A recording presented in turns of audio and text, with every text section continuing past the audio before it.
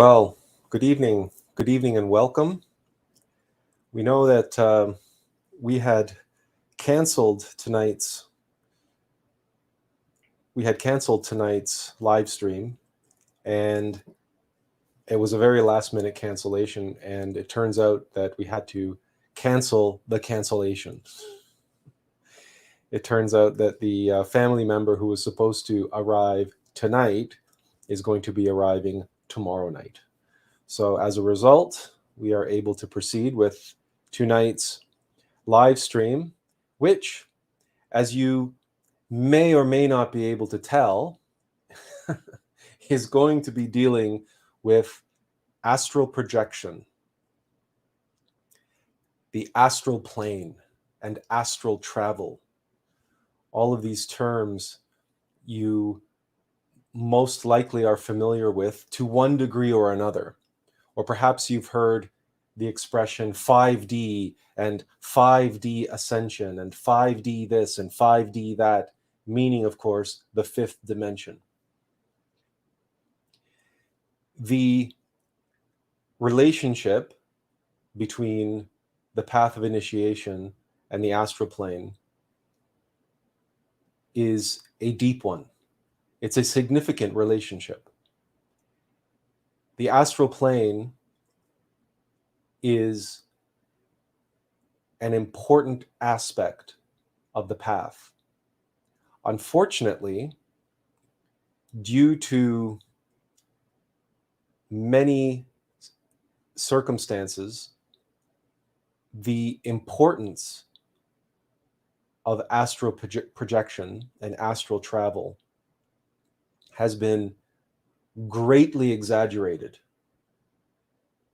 There is far too much emphasis on the practice itself. Not to say that it's not important, not to say that it's not worthwhile pursuing, but the information on astral projection is overwhelmingly focused on getting to the astral plane itself. You will find precious little information on the nature of the astral plane itself, nor the many, many, many dangers and problems and pitfalls and traps that are awaiting for us in the internal worlds. And we say internal worlds because, as we know, there are the supernal worlds and there are the infernal worlds. As we've discussed in the past, we have lunar bodies. In our present state of consciousness, we are asleep. We are not Buddhas. We are not enlightened. We are not awakened. We have not created our solar causal body in the sixth dimension. And as a result, we have lunar bodies. Lunar bodies which are overrun with egos. Those mechanical entities which are the cause of all of our defects and vices, all of our desires, our cravings and aversions, and indeed the cause of all of our suffering. And one more thing. They are the cause of all our subjective experiences. All of our fantasies, all of our misinterpretations, all of our beliefs, all of our concepts, all of our ideas.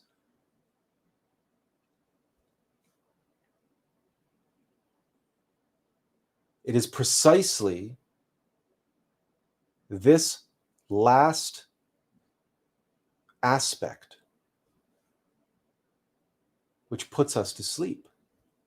We are hypnotized. We are mesmerized. We are made lunatics. We live in lunacy in our lunar bodies. And what are the lunar bodies?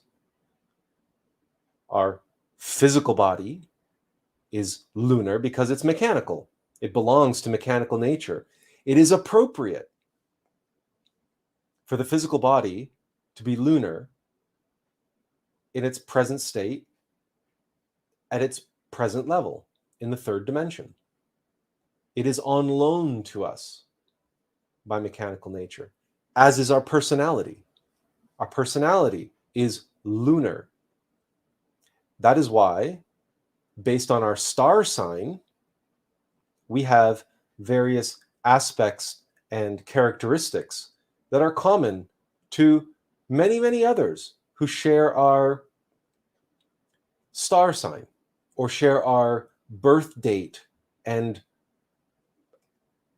astrological alignment with us.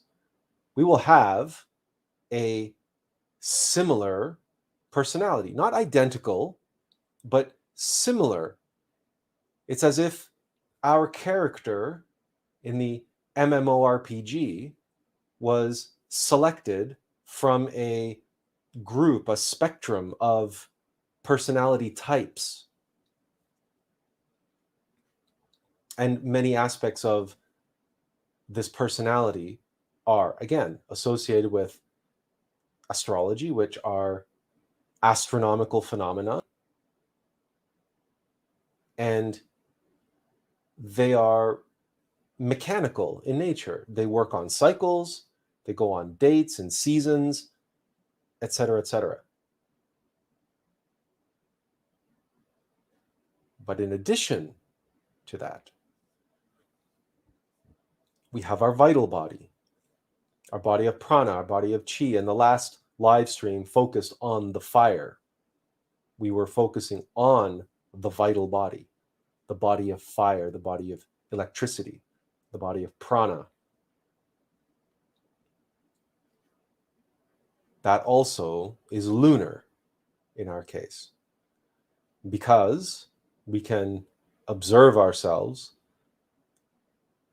We stub our toe and immediately the fire erupts in us in anger or pain. Oh, damn it, geez, and it just erupts out of us. A knee-jerk reaction to stubbing our toe or having somebody insult us, or a reaction to a Facebook post, or a comment on our Facebook post, which we find offensive or whatever. And we can feel the fire automatically rising up inside of us, automatically, mechanically, reactively. Lunar. We say lunar because the moon governs mechanical nature. The moon acts like a pendulum for the planet. We know this to be true by observing the tides, by observing the woman's menstrual cycle, by observing how during a full moon, violent crime, suicides, and all manner of egotistical behavior and crimes related to egos increase during a full moon. And full moons are especially preferable to practitioners of the left-hand path. The moon has no light of its own. The moon reflects the solar light. And in that reflection, in that modification, in that mediation, the solar light is subjected to the mechanical nature of the moon.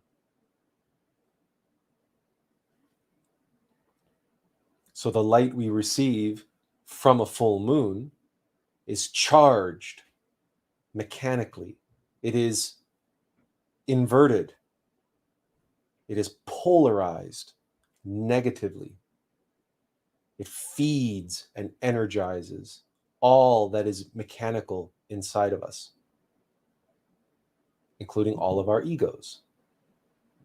And that's why we refer to the energetic bodies and the subtle bodies, which are mechanical in nature and function primarily on negative energy and are affected by negative energy and react to negative energy automatically, as lunar bodies.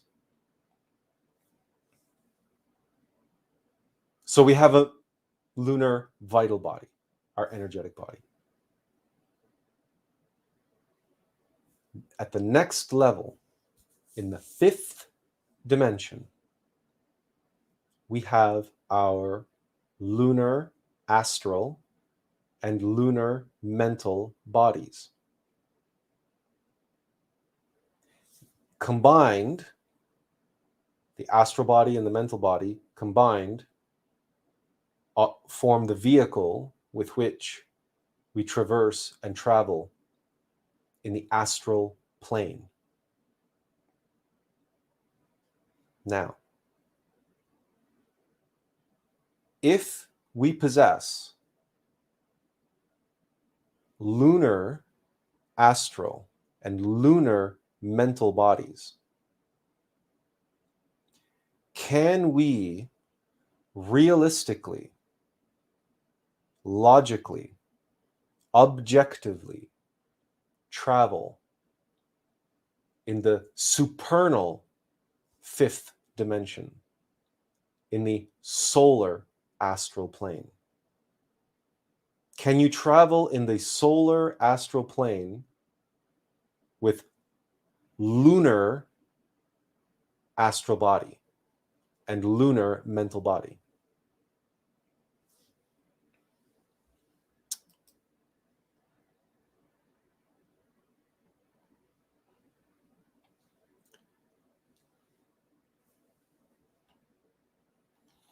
If anyone wishes to hazard a go at answering that question, we have some interesting comments to start off with. Jamie said, I found before starting Gnosis I could get close to astral projection, vibrations, etc. But after starting Gnosis, it's like all signs of astral travel have stopped.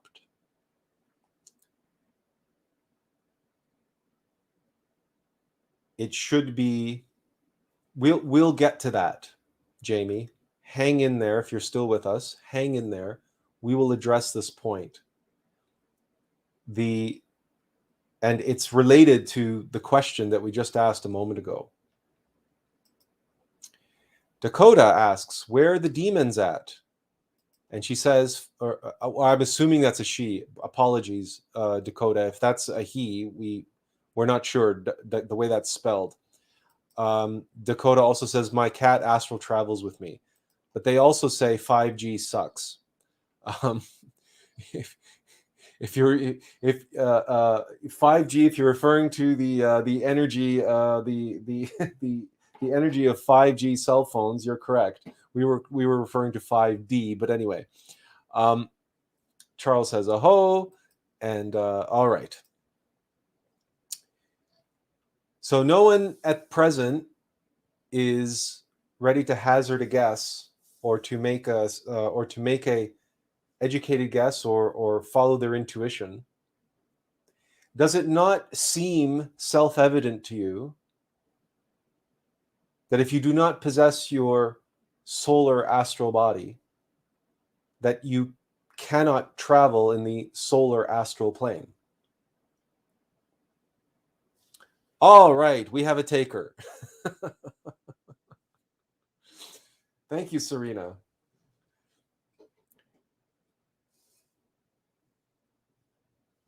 If we have lunar astral bodies, it follows that we can only go to the lunar astral plane. Now, what is the lunar astral plane? Have you ever had a dream?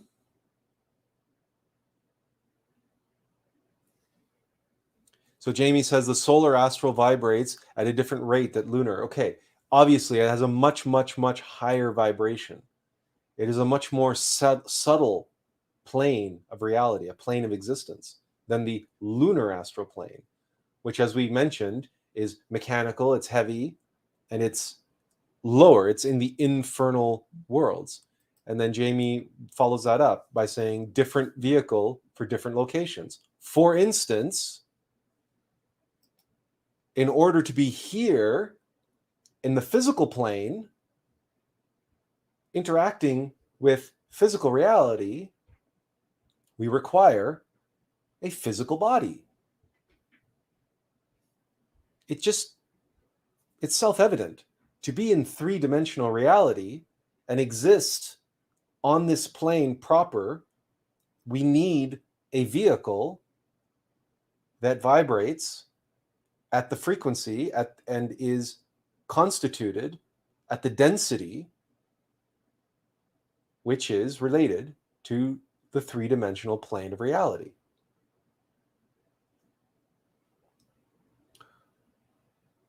The lunar astral plane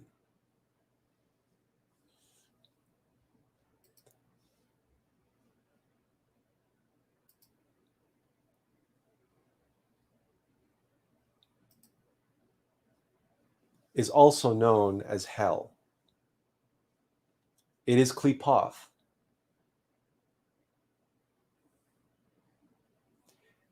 This is where we go. This is where we travel. This is where we project.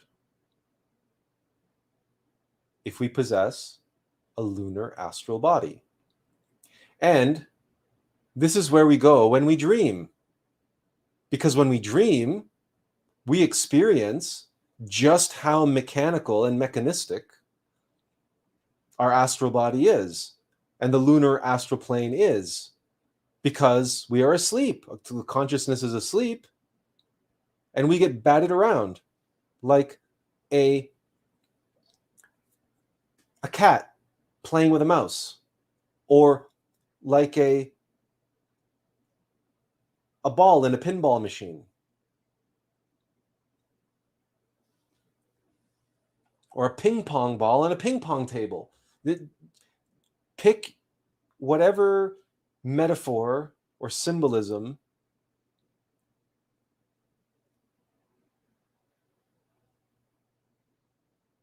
speaks to you.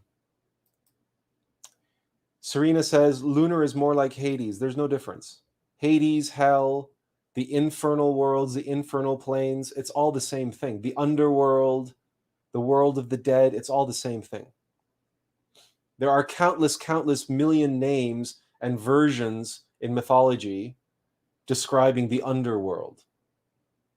Hades is the lord of the underworld, if we're not mistaken. Charles says, I've had this word as pure insight before during a psychedelic trip. I had to research its meaning. Klipoth. Yeah, that's hell. Klipoth. That's what we're referring to. Klipoth is hell on the tree of life of Kabbalah. That's what we're referring to here.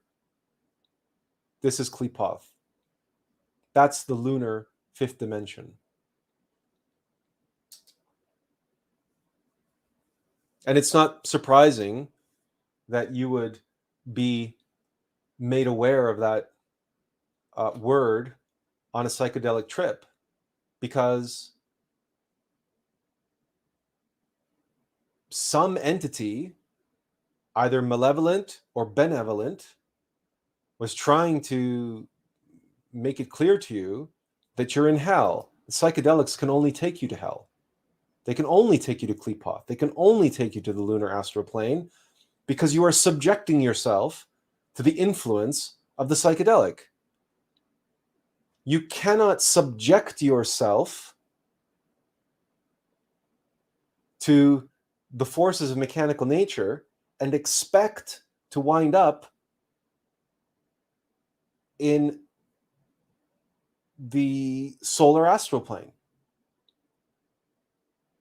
The influence to be subjected to mechanicity can only land you in a realm of mechanicity. It's self-evident.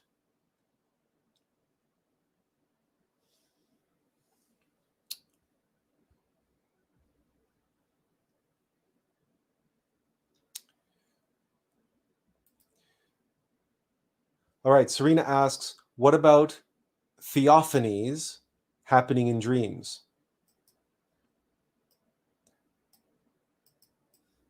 And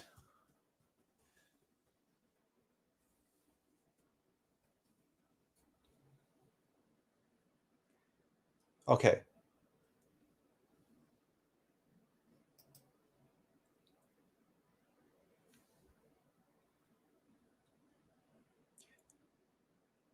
Your innermost being is always trying to reach you.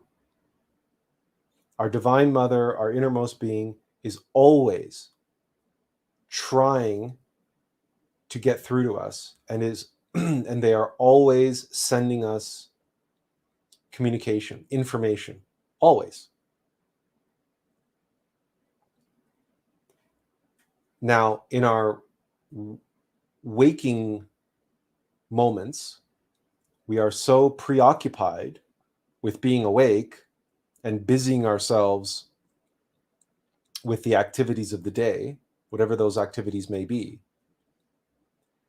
that we don't hear them. We don't hear them, and we can't see what they're trying to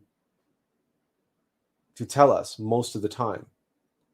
When we receive intuition, we hear the still soft voice. We recognize, aha, okay, that's intuition that's trying to break through, like the cacophony of the mind, for example, or the voices in our head and the sentimentality and the other burning emotions in our heart, and then all of a sudden we'll get this insight, this flash of insight, this knowing, this intuition. That's coming to us from our innermost. But because we are so convinced and so fascinated, so absorbed and identified with this physical body and this three-dimensional space, it's very difficult to receive communications, visualizations, for example, symbols and allegories and stories, unless they are embodied and encoded in things like books or music or paintings or opera or movies, etc. So messages that have been left for us, even in advertising, even in billboards, there might be a message that was exactly what we needed to see, and we connect with it, and we have what you're referring to as here as a theophany or an epiphany or a eureka moment or any type of mini, very tiny samadhi where we are making that connection. We have the eyes to see and the ears to hear, and we recognize, aha, there's that little serendipity. And we've talked about that many times on this live stream. The little breadcrumb, the manna from heaven. They give us this day our daily bread in the Lord's Prayer.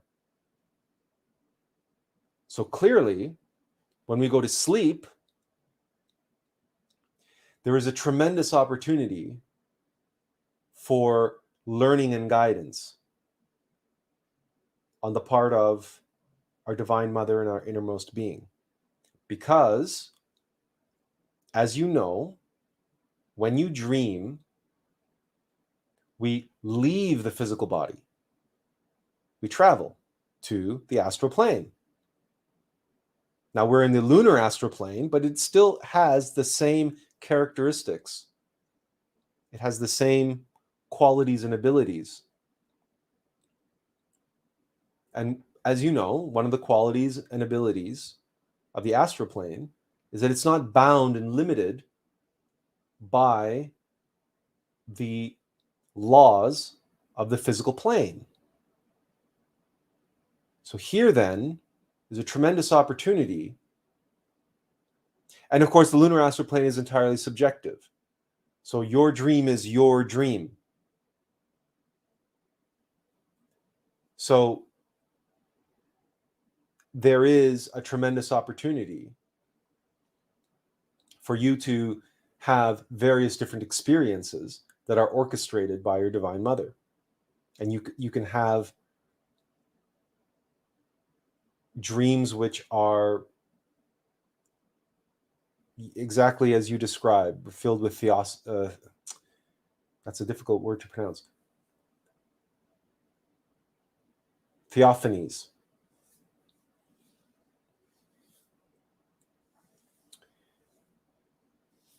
However,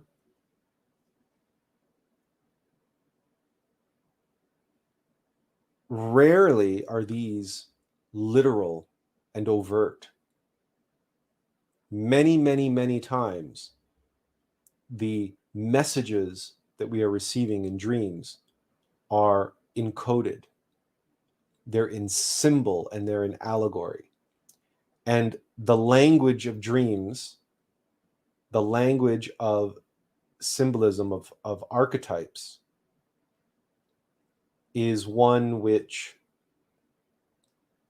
is not well known, is not well understood. Certainly not by the mind, certainly not by even those that claim to be experts in dream interpretation. So, for example, contemporary psychologists or even Jungian psychologists with all of their archetypes, and they believe they know what this, if you experience this in a dream, that's what this means, or if you experience that in a dream, it means something else.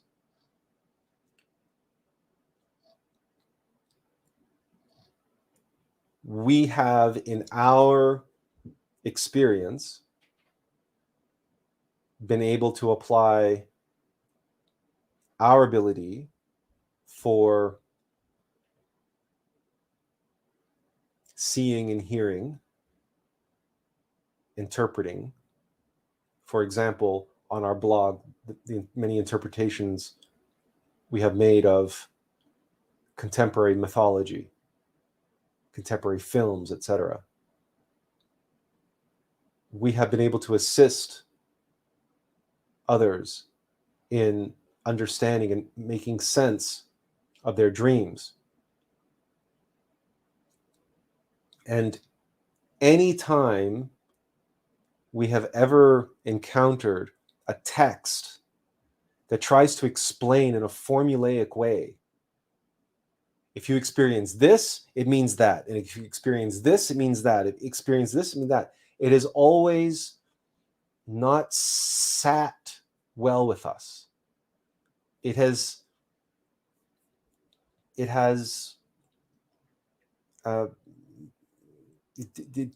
did not ring true.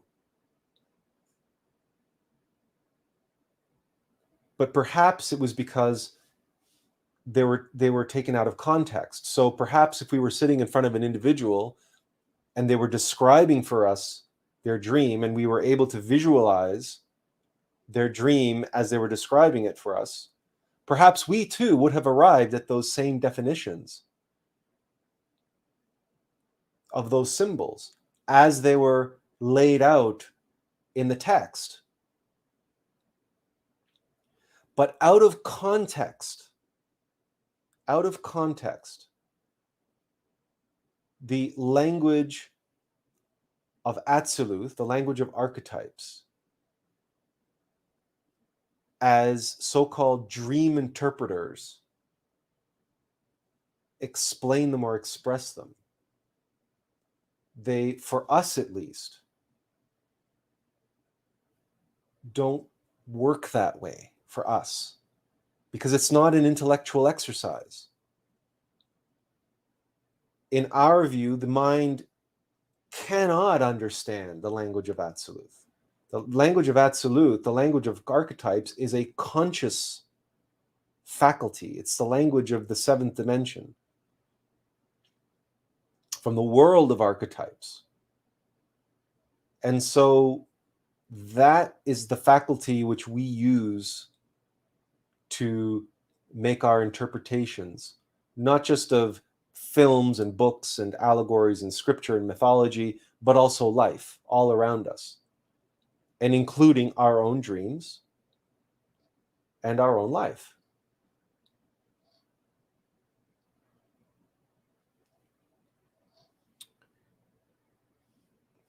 So in dreams, we can have powerful experiences, we can receive powerful messages, we can experience teachings. But the thing to remember about a dream is that we are in the lunar astral plane, which means we have to be very careful how we interpret those dreams, with what faculty we're using to interpret those dreams, what beliefs are being woven around those interpretations, around the experience of that dream. Because if you're not careful and you don't carefully observe your own ego mind, you can have, for example, a dream where, or even an astral projection experience. And this has happened many times, what we're about to share with you, where someone will travel in the astral plane, either in a dream or consciously having a lucid dream, waking, traveling. They will go and they will observe their loved one, their spouse, their partner, their boyfriend, their girlfriend, what have you. And what do they observe? Their partner is having sexual intercourse with somebody else.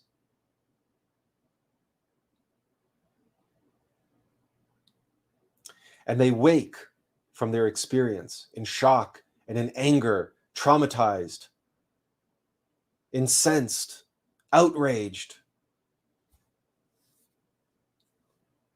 And they either immediately, or they wait until the morning, the next day, or whenever,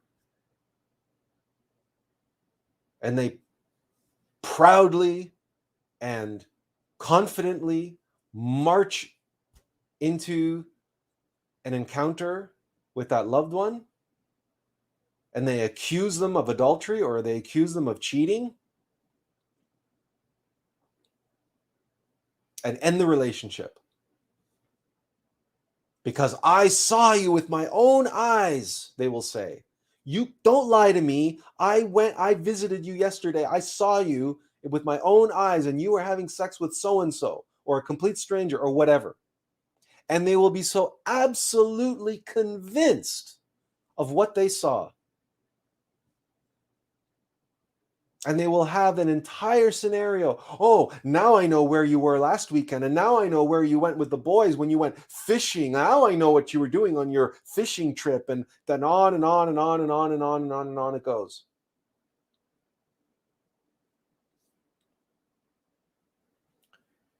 And they will be 100% wrong. 100%. Their experience was in the lunar astral plane, and thus wholly mechanical, wholly subjective, wholly fantastical, and entirely within their own psychological hell.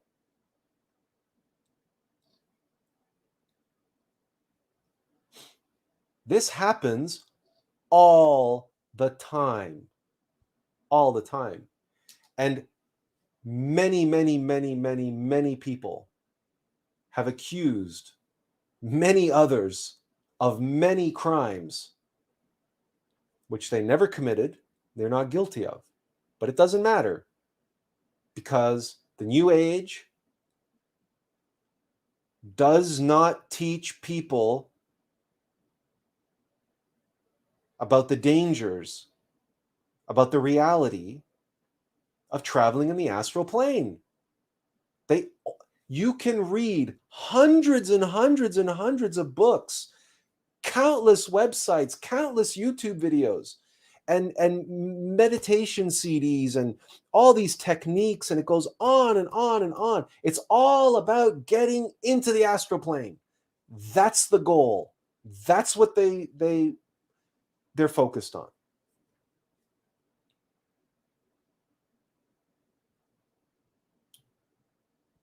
And not a single word, not a single phrase uttered. Now, realize you're not a master yet. You're not a Buddha yet. You haven't created your solar causal body, which is in the 6th dimension. And because you haven't created your solar causal body,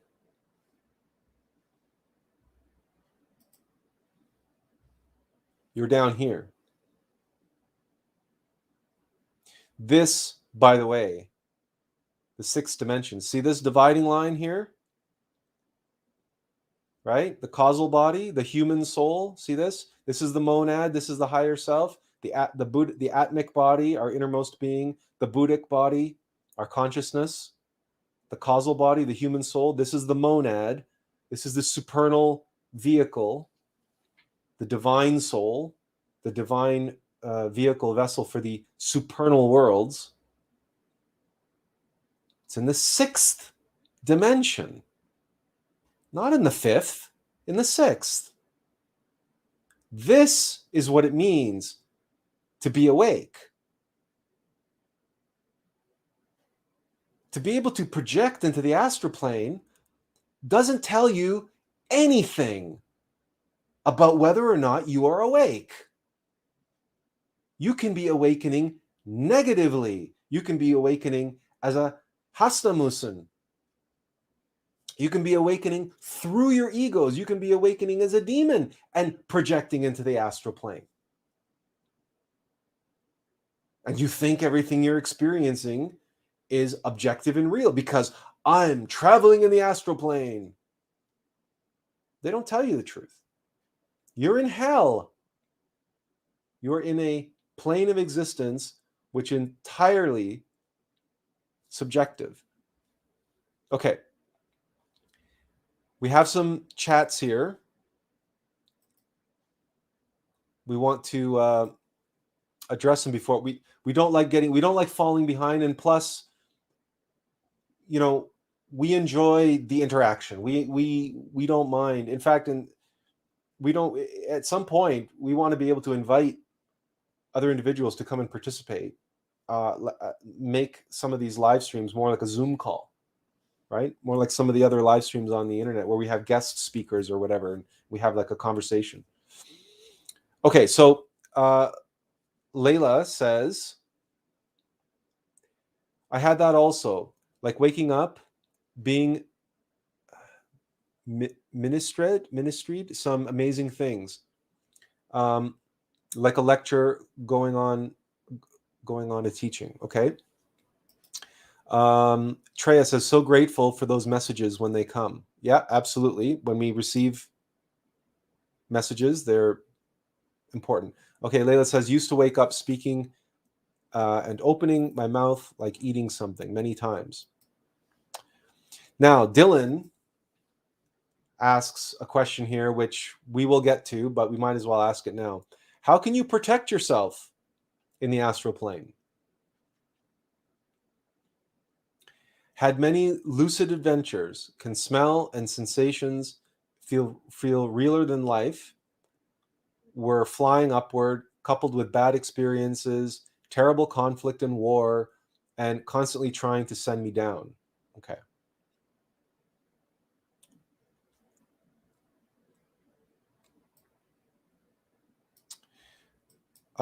Joel says, when you reach one mountain top, you look and see another goal.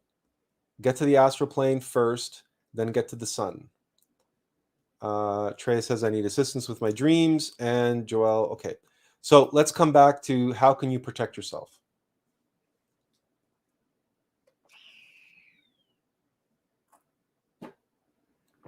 There are a number Well, first of all, we have to clarify the different kinds of protection that we may be in need of. And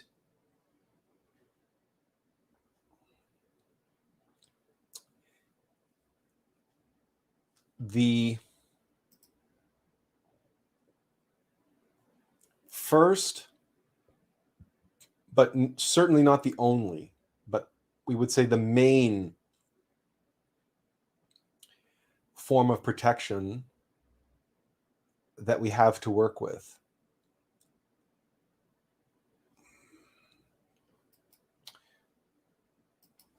is what's called the microcosmic star.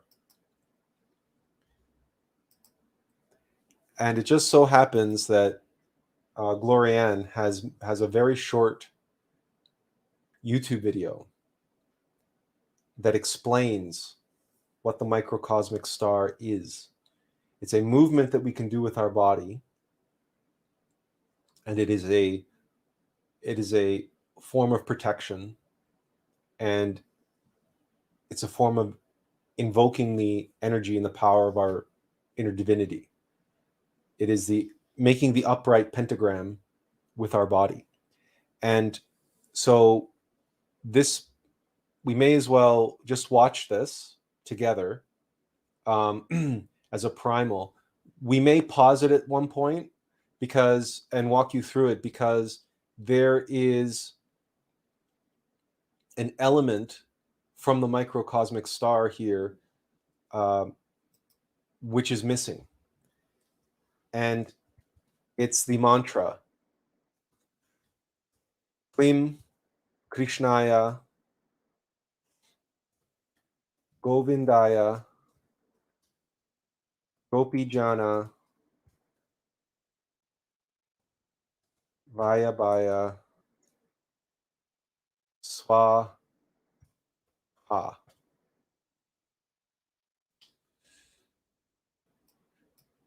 There may be that may not be the exact spelling, but we'll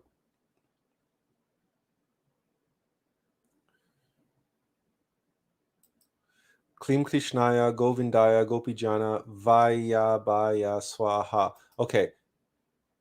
So the incorporation, this is what's known as the mantra of mind protection.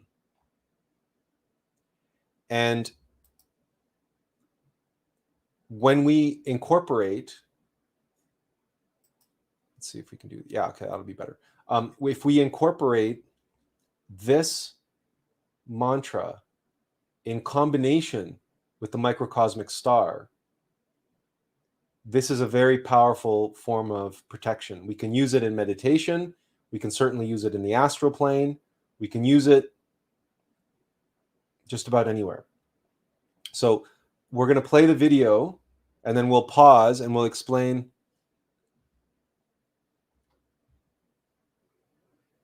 Okay, so Layla offers us a correct spelling.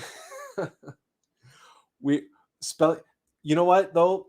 The difficulty we have with this spelling is that it's not phonetic because we don't want anybody to think that that latter part of the mantra is vala baya, because it's not vala baya, it's vaya baya swaha. So we tried to put the y in there instead of the other L because we wanted to spell it phonetically. So we're going to go back to the y. So because it's, you know what, frankly, in a universe of sound with mantra, the divinity doesn't care how you spell it. What matters is how you say it. The sounds matter, because the sound has the energy, the force, the power, the magic. It's in the sound. Even though we can say, yes, spelling is spelling and spelling is magical. Okay, we understand it. It's important. If you write it down, then fine. But what matters is the pronunciation. And that's what matters in this particular moment. Because when we do the microcosmic star, we're speaking the mantra. We're not writing it down. So let's watch the video, and There's no speaking in the video. I'll read. The microcosmic star is a symbolic movement for invoking protective energy. Hopefully this is normal speed. Okay.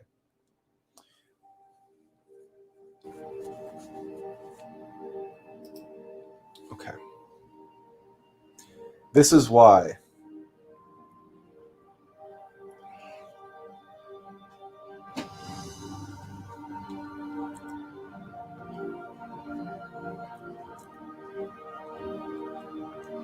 The microcosmic star mirrors the macrocosmic star. I am the root of the offspring of David and the bright and morning star. The power of the star is in us, is in the middle. This is how to perform the movement. Heels together, right arm over left. Pray to your innermost for protection and energy. Step out with right foot, swing arms down, then up to horizontal position. Raise arms to form the apex of the star. Drop hands to touch shoulders. Extend arms to horizontal position. Bring right foot back, heels together. Drop hands to cross at wrists. Raise crossed hands over chest. Throughout, visualize forming the cosmic star.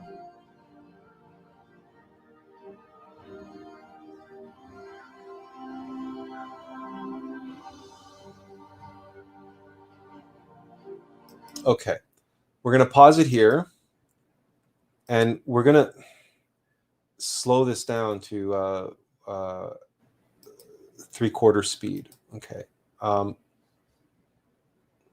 because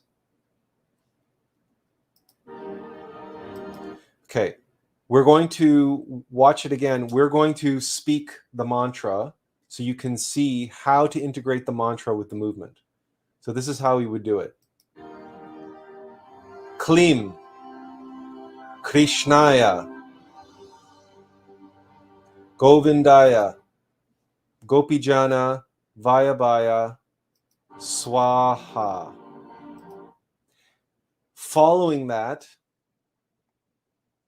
the other thing that you can also do is the sign of the cross in the name of the Father and the Son and the Holy Spirit, and by the Holy Tetragrammaton, which we don't have a video for that, and it's difficult to do in the confines of this live stream, but perhaps we'll do that. Or what we recommend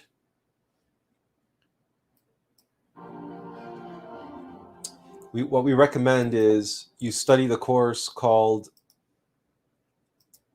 Defense for Spiritual Warfare. And the Defense for Spiritual Warfare course outlines not only the mantra of mind protection, but other mantras of protection, prayers of protection, the macrocosmic star, the tetragrammaton, and it is worthwhile your time to study that course because of what we've been talking about and what we'll get into more detail as we proceed in tonight's topic, because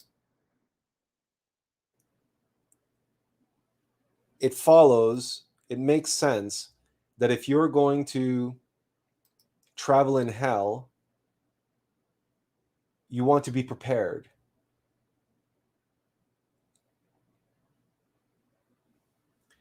We can read this little introduction from Samayan Bayor. The black magicians of the Black Lodge struggle to swerve initiates off the path. This is why it is necessary, urgent, that the devotees defend themselves from the attacks of the tenebrous ones. Thus, it is urgent to learn how to do so. We must chant these mantras with all our soul. We must chant them with profound emotion. This is how we defend ourselves from the tenebrous ones. We cannot afford to be naive. We cannot allow ourselves to fall into the trap of believing that because I'm in the astral plane, I'm awakened, I'm enlightened, I'm a star seed, I'm a light worker, and now I'm gallivanting around in the supernal worlds with the angels and the masters and the arisen ones. No, we're not. We're not anywhere near there.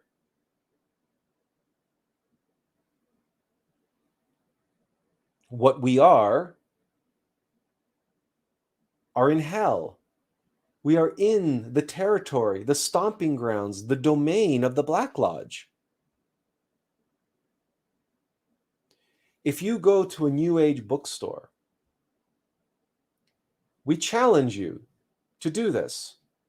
Go to any New Age section of any bookstore and pick up a random book off the shelf and open it.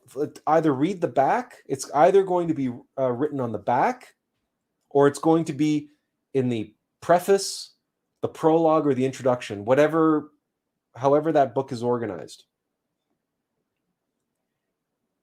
And we can't give you an exact statistic here. We're not going to say 99 times out of 100, but certainly there is a very good statistical chance that the book that you just picked off the shelf, somewhere, either on the back cover or on the inside cover, the prologue, the introduction, somewhere there, it's going to describe how the author was chosen by the archangel so-and-so to channel this book, the material that's in this book. And they will go into great detail describing the resplendent being that appeared to them in the astral plane and said, you will be my messenger. I have chosen you to write my message and share my message with the world.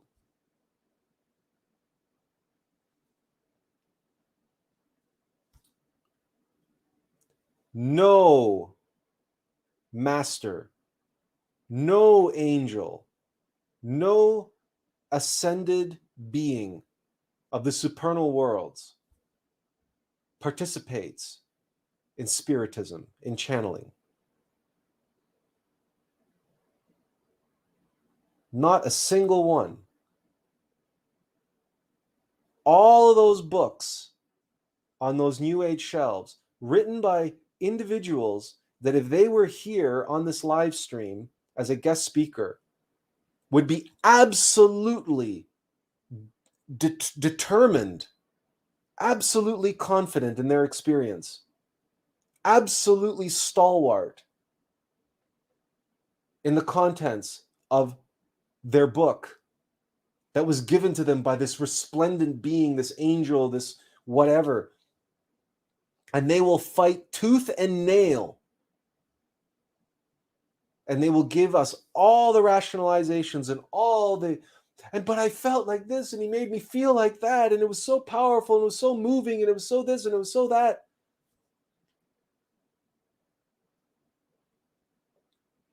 And they won't listen to reason. They won't listen to the facts. The facts are that if a being in the supernal worlds, an ascended master, wants to teach humanity, he comes down and he reincarnates as a human being. No ascended master faxes down instructions through a third party. No. How does a being who is one with the Logos, who is one with love, is pure severity and mercy, pure compassion, who only ascended to those heights, to those levels, through the process of birth, death, and sacrifice, the three factors of evolution and revolution of the consciousness. How does an ascended being all of a sudden decide to change the modus operandi of the White Lodge, the modus operandi of divinity, birth, death, and sacrifice, which they have done countless lifetimes. Countless lifetimes. And now, all of a sudden, they're going to throw that out the door, and they're going to choose of somebody else, and they're going to impose upon them and possess them, because that's what channeling is. That's what spiritism is. They're going to demand, or not so much demand, but charm, seduce, convince. Yes, you will be my channel. Do this, this, this. Allow me to enter into you, and surrender your hand and surrender your fingers, and I will type through your fingers my testament, my gospel, my new covenant for humanity, and you will be the divine typist, and you will write it down, and you will get it published.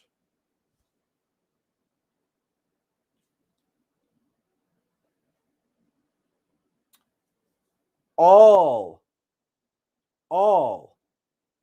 of such experiences, all of such material is the work of the Black Lodge. Because unbeknownst to them, these individuals projecting into the astral plane were projecting into the lunar astral plane. And of course, you're in the realm of deception. You're in the realm of lunacy. You're in the realm of fantasy and illusion and subjectivity. So, of course, a demon can appear to you however they want.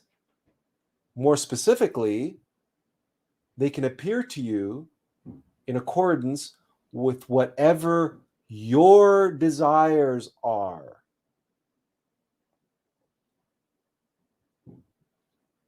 So someone who's in the astral plane and they really want an experience, they want to meet a master, they want to meet an angel, they want to serve the light and serve divinity, and I want to be a messenger, and I want to be this, and I want to be that. Or even if they don't express it consciously, subconsciously, these desires are brewing inside of them and creating, precisely because all of our desires come from ego anyway. That's the Black Lodge. So the Black Lodge picks their targets, their pawns, the useful idiots. The useful idiots who are easily duped because they have so much mystic pride, they fall for this like nothing. And you don't have to take our word for it. Go to a New Age bookstore. We're telling you, the shelves are lined, filled with book after book after book after book after book. And someone points out here, Charles, Facebook, the internet is chocked full of so-called channelers. They're all over the place. You can't count them. There's so many of them.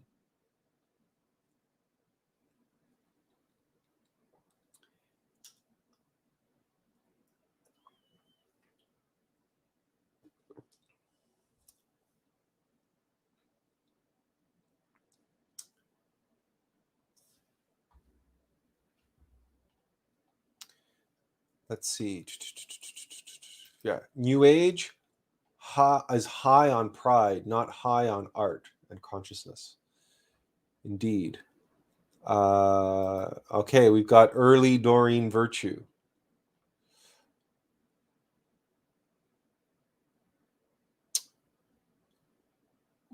I can't say that I'm familiar with early Doreen virtue and why you have the shrugging of the shoulders.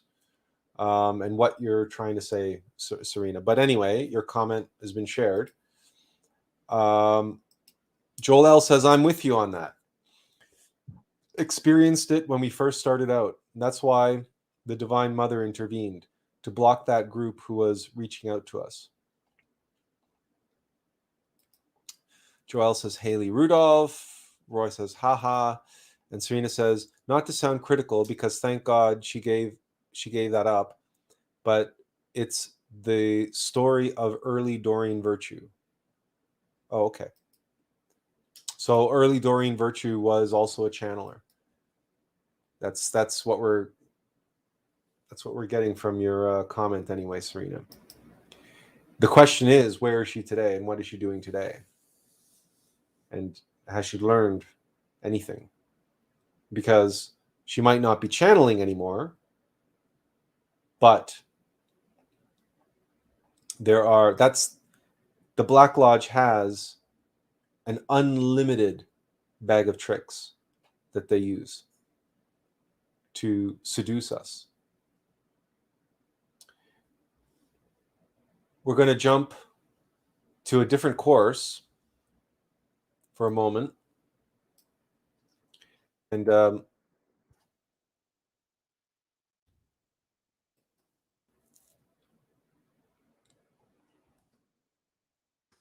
going to share this link as well, so that you have it and that you know you can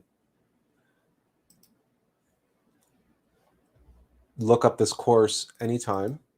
Here's the link.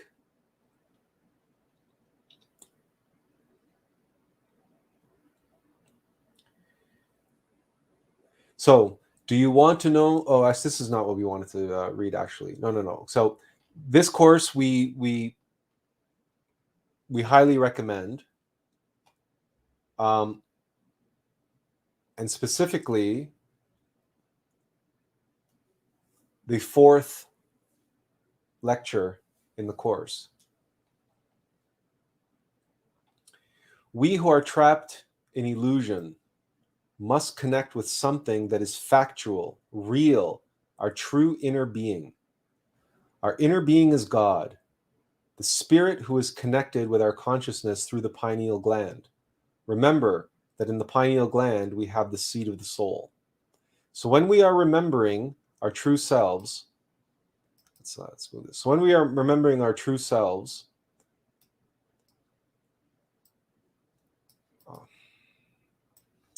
in all the body, but the center of gravity of the consciousness, which remembers the true self, is in the pineal gland.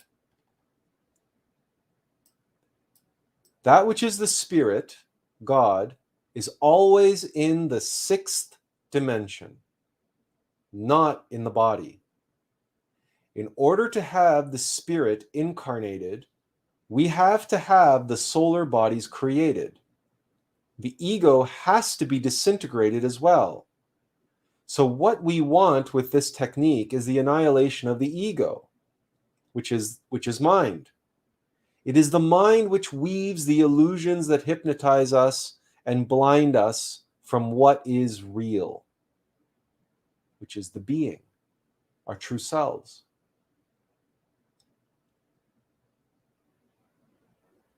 We explained in the last lecture that when we enter into the internal planes and the astral plane, then we see many representations or images from the objects in the astral plane, and also visions, which are messages coming from the 6th dimension from our inner spirit, which are teachings, knowledge, wisdom, directly related with the level of our consciousness, related with that which we have to perform in order to advance one step more on the path of our self-realization. Related with the representations and visions that we experienced within, we have to study very carefully our own psyche in order not to fall into the different wrong states and confusions, and in order not to commit any crime. This is because with dream yoga, we start developing our consciousness, the inner senses of our soul, mainly clairvoyance, which is related with the pituitary gland and the pineal gland. What we want is to develop the superlative intuition, which is also called intuitive clairvoyance. For that, we have to exercise the consciousness. It is not possible to awaken the consciousness if we are not awake in the physical plane. If we do not remember ourselves, if we do not observe ourselves, it is impossible to awaken in the astral plane and to understand the messages and all the mysteries that are in each one of us. And then, of course, we get into unconscious impressions, and we keep going on and on. This course, like all the Glorian courses, we recommend wholeheartedly without any hesitation whatsoever. But the clear implication here is that our ability to discern reality, objective truth in our astral experiences, in our dreams, it's a function of intuition. It's the still soft voice which guides us through our experience in the astral world, just as in the real world, the physical world. The astral world is more real than this world. But in any case,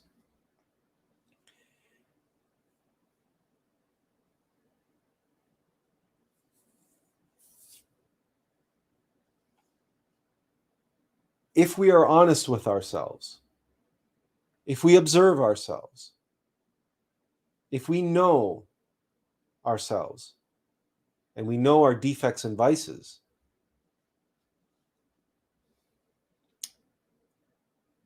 if we know rather intimately, let's say, our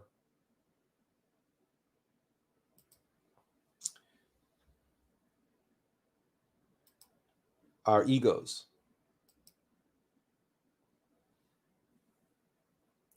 then we know that those vices, those habits, those temptations rarely come to us as an enemy.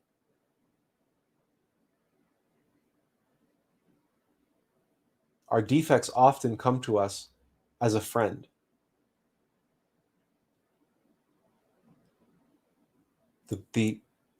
Our egos are seductive. They are charming.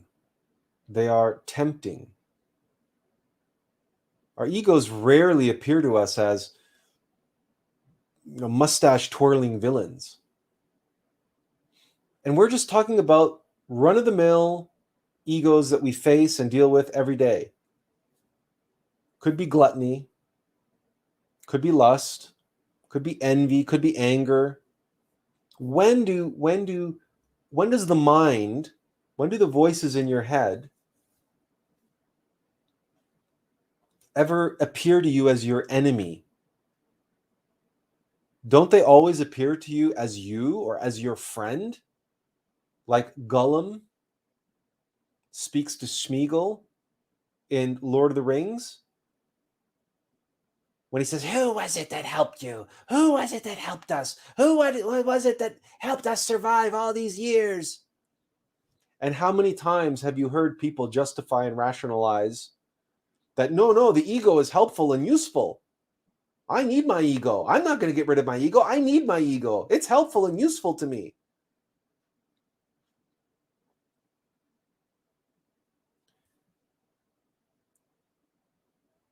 So why would it be any different in the astral plane? That the demons and egos why wouldn't they take the same approach? Now, are there phenomena of malevolent entities, lesser demons that don't have the power to transmogrify themselves? And so perhaps you're familiar with phenomenon such as sleep paralysis, or, well, we were going to mention wet dreams, But wet dreams are incubi and succubi, and they do have the power of transmogrification, because in your dream, they appear to you as a beautiful woman or as a sexy man.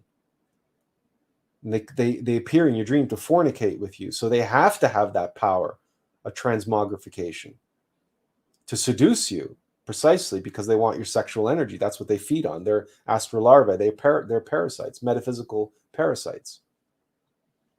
And sleep paralysis is another similar related phenomenon with these entities, these lunar mechanical entities that are going to, in that case, create this phenomenon known as sleep paralysis. There are other instances where you may be attacked in the astral plane outright by a demon, and you will know it's a demon by the way it looks, by the way it behaves, and it'll be clear to you, and it'll be obvious, it'll be self-evident, and your intuition will say it, and it's, you know, it would be.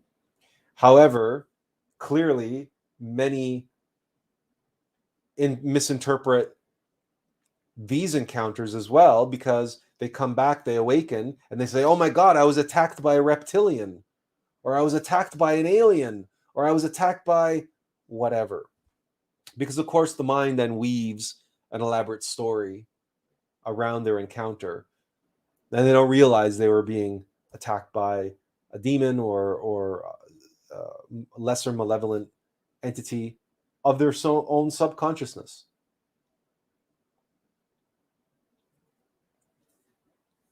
So we went over the microcosmic star and the mantra Klim Krishnaya Govindaya Gopijana Vayabhaya Swaha. Now, we also want to mention there is another way to do the microcosmic star in the astral plane. Now, when you are in the astral plane, lunar astral plane, solar astral plane, whatever, you're in the astral plane. Remember, we are not bound by the same rules and laws as the physical plane. So for starters, you can fly. Okay? For starters. It's one of the tricks, by the way, if you can practice during your waking hours to take stock of where you are, to really feel where you are and try to determine whether or not you're awake. Imagine you're in the movie Inception and you're trying to determine whether you're really awake or if this is just a dream, someone's dream that you're trapped in. Now, in Inception, they have this strange little plot device where everybody has a little trick or a tool or whatever, and that they use to determine whether or not they're in a dream. But there's a much, much, much easier way to determine whether or not you're in the astral plane. And that's simply try to fly. Just jump up in the air and with the intention of floating above the ground. And if you are, having an experience, walking around and everything, and you remember, you know what? Am I in the astral plane? Is this the physical plane, or am I in the astral plane? Am I dreaming? Let me check. And do a little jump with the intention of floating, or really with the intention of flying. If you float, you know you're in the astral plane, and you will immediately wake up and you will begin to be able to travel in the astral plane, because you will be awake now. You will know that you're in the astral plane, whereas before you were just dreaming, but you thought it was reality. On this point, Charles says, a good trick for that is every time you cross a door frame, put your hand to it and ask yourself that question, am I dreaming? Yeah, this habit will stick. Okay, but asking the question isn't enough. You can ask yourself, am I dreaming? Is this the astral plane? And continue on. You need to do something which you can only accomplish in the astral plane, which you cannot accomplish in physical reality. You need to actually perform, you need to do a test, you need to verify, you have to have the evidence. We're talking about gnosis here, we're talking about objective reality. Asking yourself the question is a good first step. The trick of doing that every time you cross a threshold, you go through a doorway, that's a good trick, but it's not always possible to perform the check, because there's other people around. You don't want to seem strange. You don't want to be jumping up and down in any old situation. So, however, it is a good trick to use that as a guide. Now, the only downside to that is if you're having a dream that doesn't have any doors in it, you're not going to remember to ask if you're dreaming. So while it's a good trick to get you to ask that question often, the downside to it is it's connected to a specific phenomenon which may or may not exist in your dream. And then so for example, if you're dreaming outdoors and there are no doors handy, then you may forget to ask yourself if you're dreaming. So it's better to simply try to cultivate the practice of remembering yourself, of observing yourself, remembering yourself, and as part of your mindfulness practice, you ask yourself, is this the astral plane? Let me check, and do your little jump. There are other little tricks as opposed to jumping. Like if you're on a bus, you can't jump on a bus, but you can try to push your finger through the seat in front of you, or try to pull your finger and stretch it out as if it was made out of rubber. There are other things that you can do in the astral plane which you could not do in the physical plane. So the key is to include the awareness of where you are as part of your mindfulness practice, as part of your self-remembering. Now,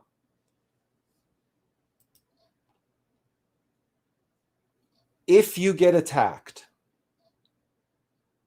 there is another way to defend yourself in the astral plane. Sometimes doing the microcosmic star the way that it was shown in the video is not practical and is not powerful enough. Because sometimes what we need to do is draw a circle of protection around us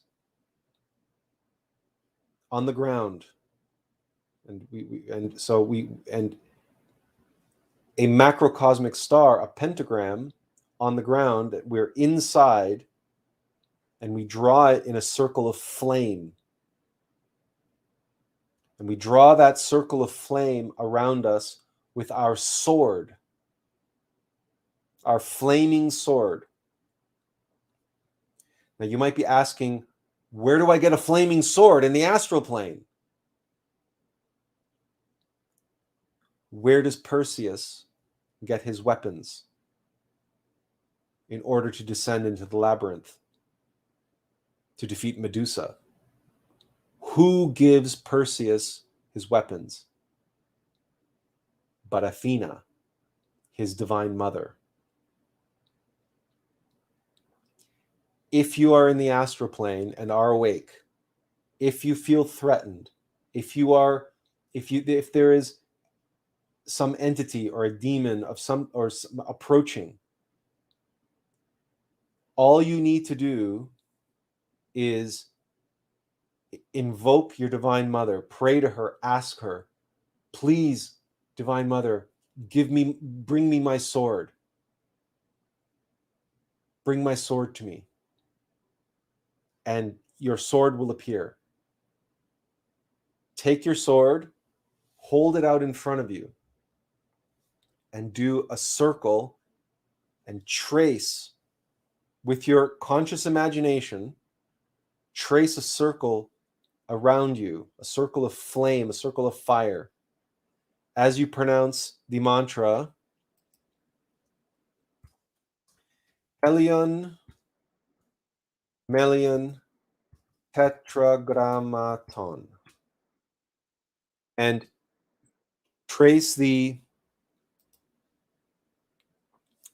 circle of fire, the circle of protection with the pentagram, so that the bottom two points of the star are facing your enemy, are facing your adversary.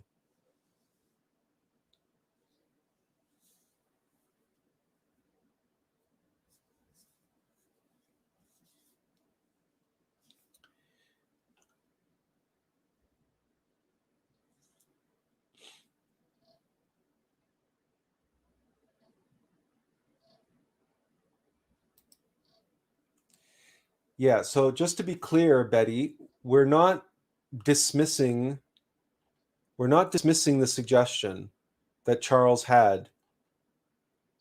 We're not dismissing it. Okay? But recognize that you will have dreams in the astral plane that may be taking place outside. Or you will be outside during the day, and if you're relying on that particular methodology to remember whether or not you're in the astral plane, by when you cross a threshold, you could spend an entire day at the beach or an entire weekend camping and never ask yourself if you're in the astral plane. Ultimately, it's a mechanical practice. You're connecting your mindfulness to a very specific circumstance.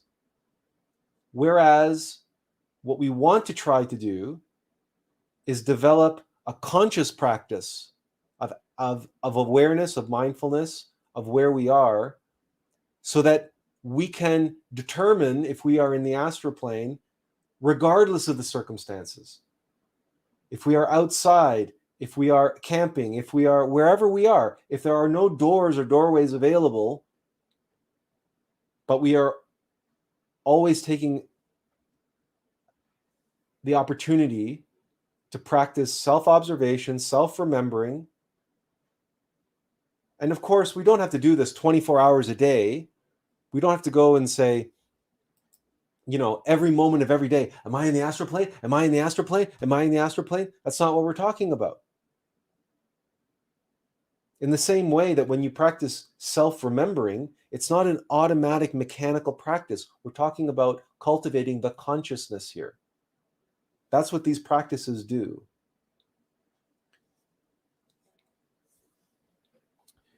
So we're not dismissing anything.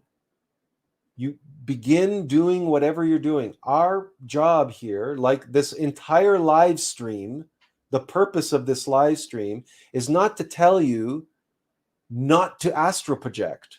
We're not dismissing astral projection, are we? On the contrary, our job here is to simply reveal the shortcomings and the potential dangers and the threats and the traps and the tricks and the pitfalls that await you there. We are here to expand and share with you additional knowledge and experience that others won't. So wherever Charles picked up that trick of the doorway, that's fine, that's great, that's a good first step. But now we're here to help him get to the next level and leave the doorway behind. Because our consciousness shouldn't be shackled to any physical phenomenon. We're not dismissing any practice here. We all have to begin somewhere. But any practice that we have, until we are an ascended master and creating practices for others to follow, because we are that awakened and enlightened and experienced, until we have attained those levels, we have to recognize that any practice that we have is not the be-all and the end-all. Okay. Charles says, no worries. I fully agree with Atlas. His points were really good, and I saw the flaws in my tricks. And Charles says, leave the doorway behind. That's very symbolic.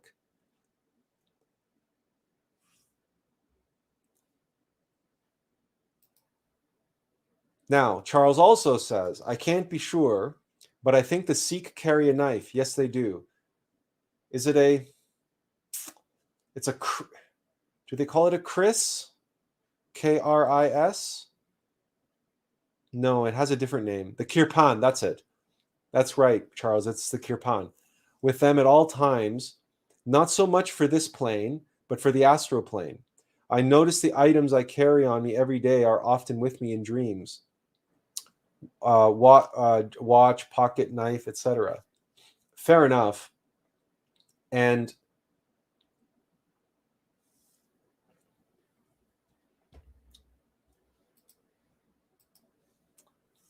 well, you're welcome, Betty. That's what we're here for. Let's on the point of carrying something which will then appear in the astral plane.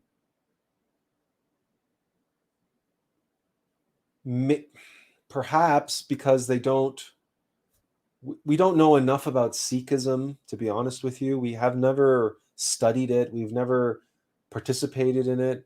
We're more familiar with Sufism. The Sufis also know about the astral plane. They also travel in the astral plane. Sufis don't carry a knife. They don't have to, because they know about the Divine Mother. And they know that they can invoke whatever weapon they need whenever they need it in the astral plane. So do you really need to carry a knife and so that you can have it available to you? Well, clearly, if that's what they teach, and we also know, for example, through Sikh martial arts, that they used these fist weapons, but before they practice with any weapon, they spend a fair amount of time praying over the weapons and praying to the weapons. They're essentially praying to the elementals of the weapons. So is that a worthwhile strategy to pursue? Perhaps, but we would ask you this. Use your imagination and put yourself in the shoes of a confrontation with a demon. Do you really want to tangle with a demon with a knife, with a pocket knife? Like, do you really want to get into a knife fight with a demon? Or would you rather have a flaming sword and a shield? It's up to you, of course. It's up to you. But for our part, we know that we have no need for a flaming sword on this plane. We also know that we have had a need for and have used a flaming sword in the astral plane, and we would not have exchanged it for anything.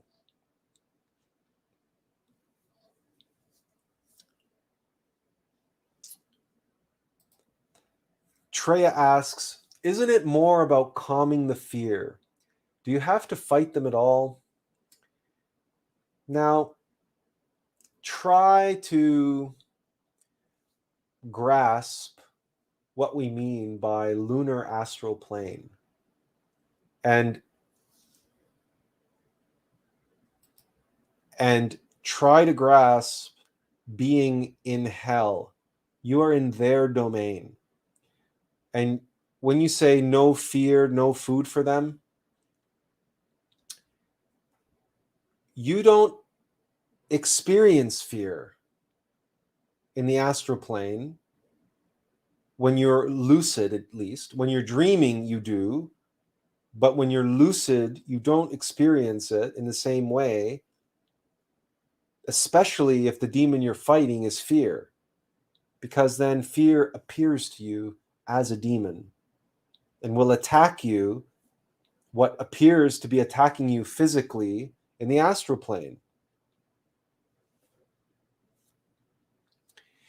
And so it's not enough. You cannot,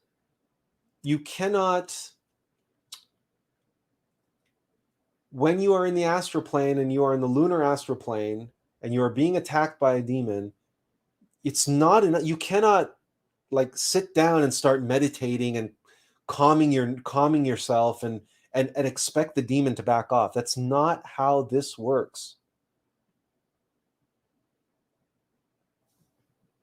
If you've read, we've written an 80,000 word dissertation on the nature of fear.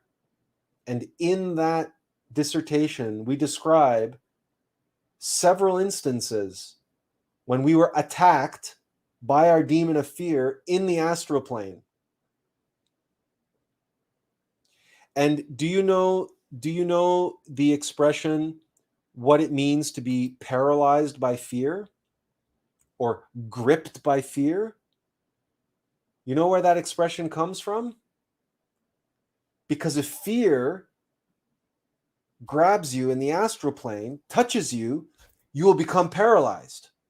You will be paralyzed by fear, but not because you're paralyzed by fear. You are literally paralyzed by fear because fear has the power of paralysis. The demon of fear has that power in the astral plane.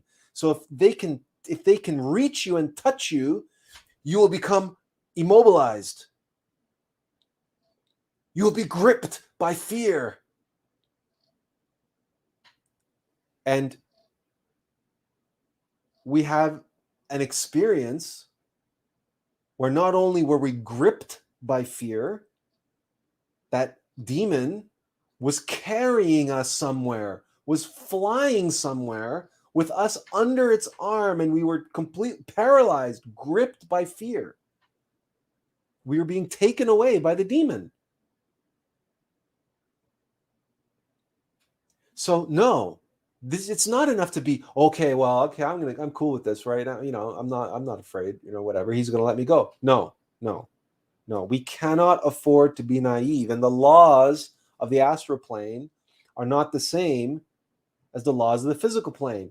And if we're in the lunar plane, it's more dense than reality. There are more laws, and the demons know those laws and tricks. We don't have access to them. You can't touch someone in the astral plane and cause them paralysis. You don't have that power. But fear has that power. Incubi and succubi have the power to make you orgasm. They have the power to seduce you, get you aroused, and get you to orgasm. And many other entities have many other powers and abilities. We have to know how to defend ourselves and protect ourselves. But most importantly, we have to be conscious of the fact that when we travel in the astral plane, we are sitting ducks. And we can at times attract the interest of entities that are coming to us like moths to a flame. The more awake we become, the more we're practicing white tantra, the more we're working with the fire, and the more we're preserving our sexual force and practicing pranayama and transmuting the sexual force and meditating and awakening our consciousness and creating the solar bodies, until we've created the solar causal body and until we can travel in the solar astral plane, we're a sitting duck, we're a moving target, because they love to feed on goodness and innocence. That's what there is nothing that the Black Lodge desires more than to twist, tempt, corrupt, and make fall an initiate, someone on the path. Their entire purpose for being is to drag people off the path and onto the left-hand path, or onto the path of devolution and the second death, at least. But if they can, they want to be able to turn initiates to the left-hand path. And this is why Star Wars is such an important and powerful modern mythology, because it's all spelled out there and it's all shown that we're there. That there's nothing the Sith covet more than a powerful Jedi that can be turned to the dark side. Because one who is powerful with the Force, one who is strong with the Force, if they are strong with the Force, on the light side of the Force, they will be equally powerful with the dark side of the Force. And it's true of esotericism. Adolf Hitler was a great initiate. He was on the path of the Bodhisattva. Some say he was one of the candidates to become the avatar of Aquarius. He was turned by the Black Lodge. He was seduced and tempted and turned by the Black Lodge. And he became, look what he was able to do. Look what he did. And we all know that Hitler was absolutely obsessed with the occult. We know that factually. And we know also through his henchmen that he was a master of black magic. He was a master of psychological manipulation. He was a master of mass hypnosis. Hypnotized an entire nation. So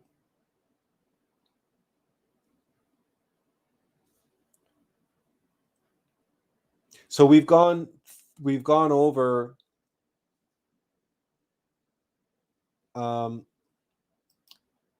okay, so Treya says, beliefs, I am protected.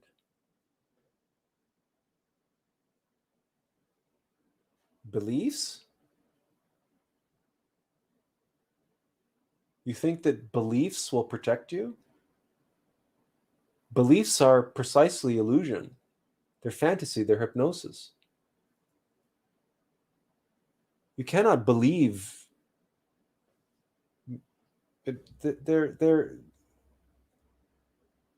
How is that going to protect you?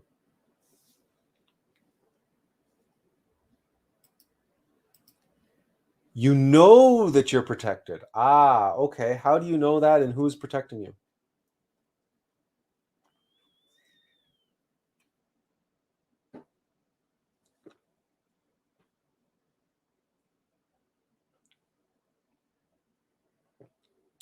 Understand that your innermost being and Divine Mother are in the 6th dimension.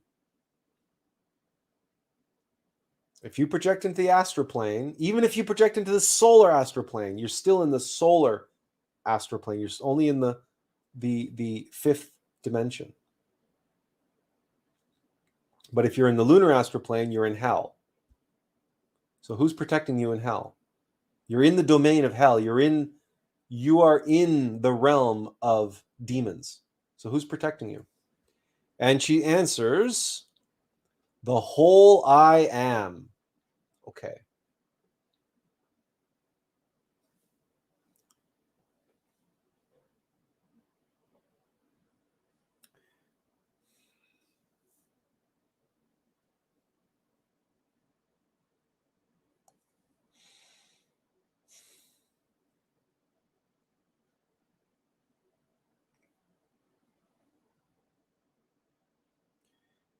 That is precisely the power that we are invoking through the microcosmic star, or drawing a circle of protection with the mantra Helion Melion Tetragrammaton, with our flaming sword. We are invoking the power of the pentagram, the power of the tetragrammaton. The microcosmic star is exactly what its name suggests. The microcosmic star invoking the power of the logos, of the macrocosmic stars, the brotherhood of the stars, the logos. But you have to do the work. You have to invoke it. You have to call for help. You have to cast the spell. You have to perform the act. You have to perform the rite, the ritual. You have to ask. Ask and you shall receive. God helps those who help themselves. Nothing is guaranteed. Nothing is automatic. Why should it be automatic? Why are you so special? Why are you so special that the logos is doing nothing but standing around, waiting 24 hours a day, 7 days a week, watching, making sure that you're okay? What's so special about you? Why should you not have to face any dangers? Why should you not have to awaken? Why should you not have to pick yourself up by your own bootstraps and learn the ways of the White Lodge? Why should you expect the White Lodge to do the work for you? Because remember the Tao. Remember the game of chess.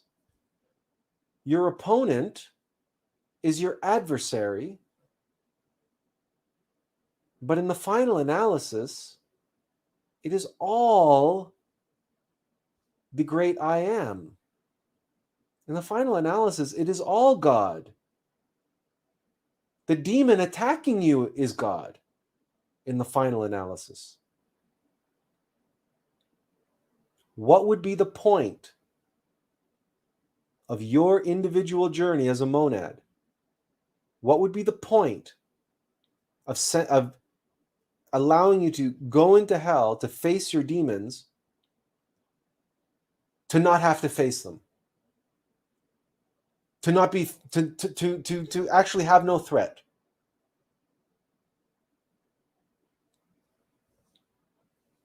That would be like going to a tennis court to take tennis lessons, to pay your tennis coach to give you tennis lessons, and then when it's time for the tournament, you go to the tournament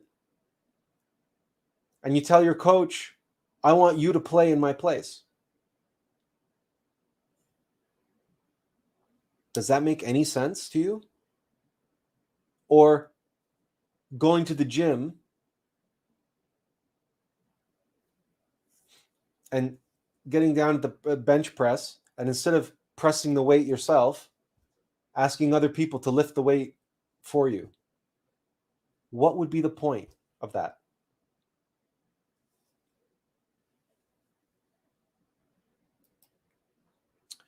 Hey, Fabrizio. I'm glad you can join us, asking what is going on. Well, you can rewind live streams in real time if you go to YouTube. If you go go to the Atlas Information YouTube channel, you can rewind it and watch it there. I don't know if Facebook lets you do that. We can't spend the time recounting everything that we've already said to this point, but we're talking about the astral plane and the pitfalls and the traps that await us there, because we go to the lunar astral plane, not the solar astral plane.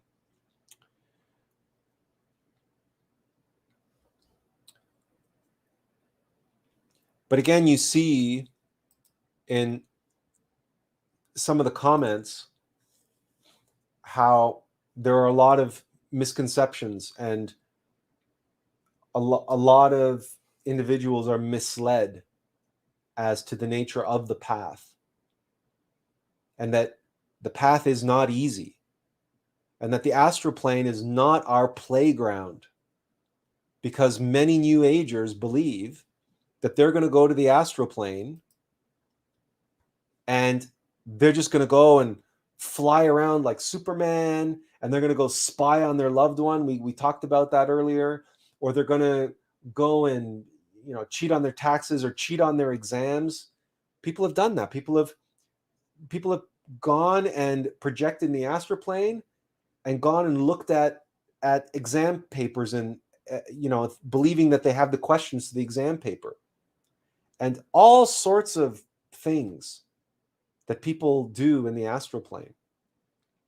It's like the people who take psychedelics and they go on these trips and they have all of these wonderful adventures, but sometimes they have bad trips, and then they realize that they're in hell.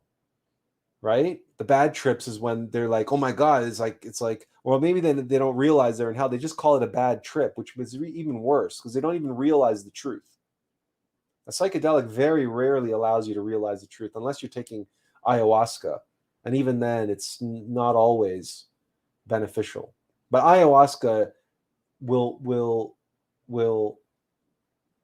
ayahuasca is a little bit more honest and straightforward and forthright in showing you your demons and showing you hell. That's why Dr. Gabor Mate uses ayahuasca for helping his patients with severe addictions, because he'll do an actual shamanic ayahuasca ceremony with them so they can see their demon face to face. And when they see their addiction for what it is, a demon, they come back out of that trip and they go, okay, I get it now. I get it. I get it. I finally understand what's making me shoot heroin up my arm and destroy myself. What wants to make me on the outside look like it on the inside. And it's all that self-loathing. It wants me to turn into a decrepit, monstrous creature because it's possessing me. But I mean, how does a psychologist explain this to a normie, right? To a muggle, right? You can't. I mean, you can't convince anybody of this. They have to know it for themselves. We have a friend who's an alcoholic, and months and months and months after forming our friendship, he confided in us and he said, you're absolutely right. Right? He says, my alcoholism is a demon. It's a demon. It's a demon. And he said it exactly like that. And he's sober now. He's been sober 2 years, 3 years. You should really know that. Now, this is what COVID does to us, right? We've been locked up so long and separated from our friends, everything else. Time is just... But so let's talk about a very important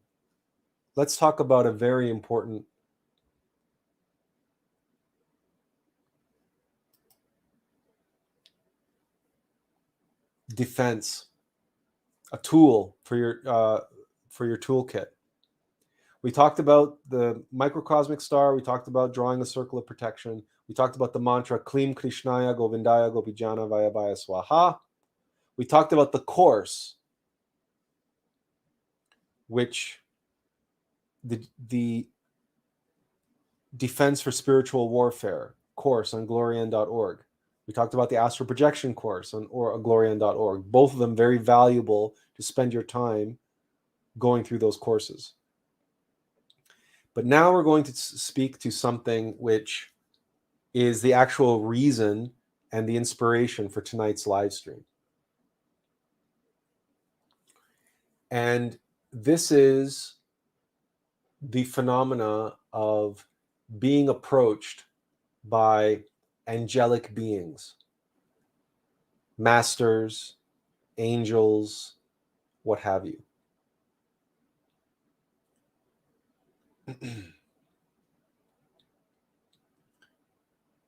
In our experience, we have been able to invoke masters. We have been able to travel to temples. We have been able to do that of our own volition, where we instigated the process.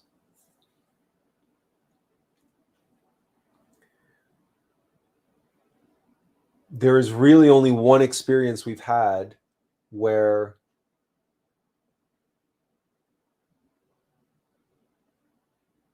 it was reversed, where the ascended masters of the White Lodge instigated and brought us to them. And it was all of them. It was a council of the ascended masters. It was an assembly of the ascended masters. And that was the moment when they said, now listen very carefully to us. You don't have to save everyone. That was the only experience of that. Actually, yes, sorry. The only authentic experience of that. The only other times we were approached by an entity, we were able to test them. And you should always test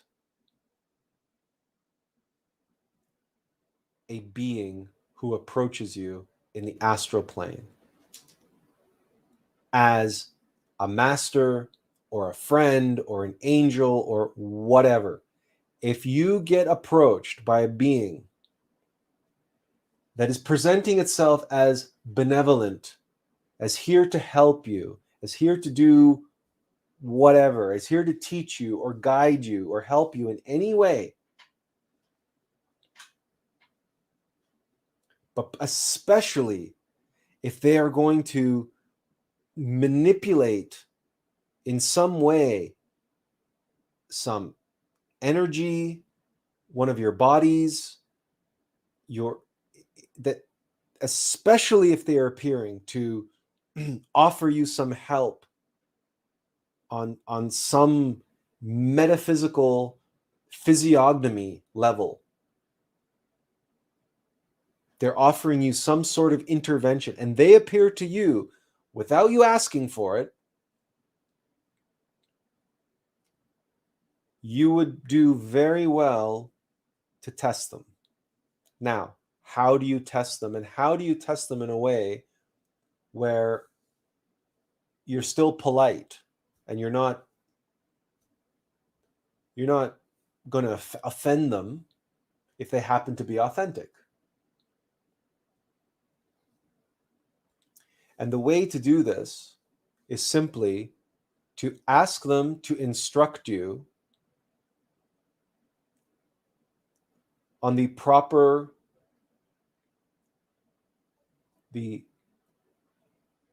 ask them to advise you or instruct you on the proper practice of Tantra.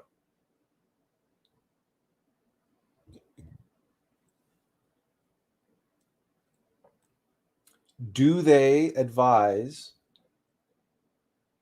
the withholding of the semen or the orgasm, the transmutation of the sexual force? Do they advise scientific chastity? Do they advise abstention from the orgasm? Or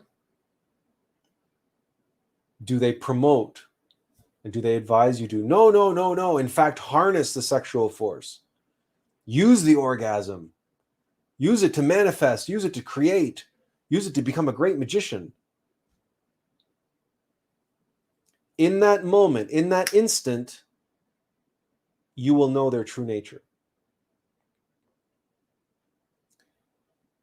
It is highly unlikely, it is highly unlikely that a malevolent entity, that a black magician or a demon in disguise will tell you to practice white tantra. It's highly unlikely. It's not impossible. We never want to rule anything out. Could a powerful enough demon be that clever and that seductive? But why would they ever advise anybody to practice white tantra when that is an anathema to their existence? It is literally, it is so unlikely that they would ever do that. That's why that question is the question that we can pose to any being that approaches us in the astral plane, and we can know their true nature based on their answer. What do you advise when it comes to tantra? What's your advice on when it comes to the orgasm?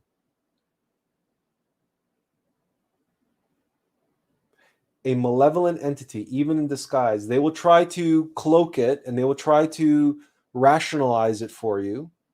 And they will say, oh, yes, the orgasm is a very powerful, sexual energy is very powerful, and magic is a very powerful force. That's the force of creation and the force of destruction. And you can harness the orgasm to make powerful spells, and you will become a powerful magician. And they're basically instructing you on how to become a black magician. And all the schools of Tantra on the internet and in the world, in courses and workshops and retreats for couples that teach how to harness the power of orgasm and how to harness the sexual force for manifesting desires and manifesting wealth and all the rest of it. It's all black magic. Those are all schools of black magic. All of them. Period. Full stop. This is the test, you see. This is the litmus test. And had any of those people, those authors of those New Age books that we were talking about earlier, had any of those people had known to ask that question, they would have known that that resplendent being, that magnificent angel or archangel that had appeared to them saying, you will be my messenger, I have chosen you to channel my teaching to the world. Say, oh, you just fall to your knees and I'm so humbled and oh, I'm so honored that I would be chosen for such a great honor. But please, before I commit to you, before I dedicate my life in your service, please do me the great honor and the great service of instructing me on the correct use of Tantra.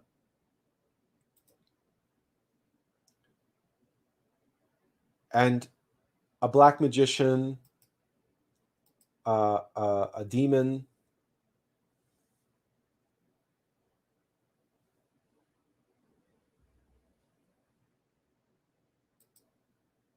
that'll be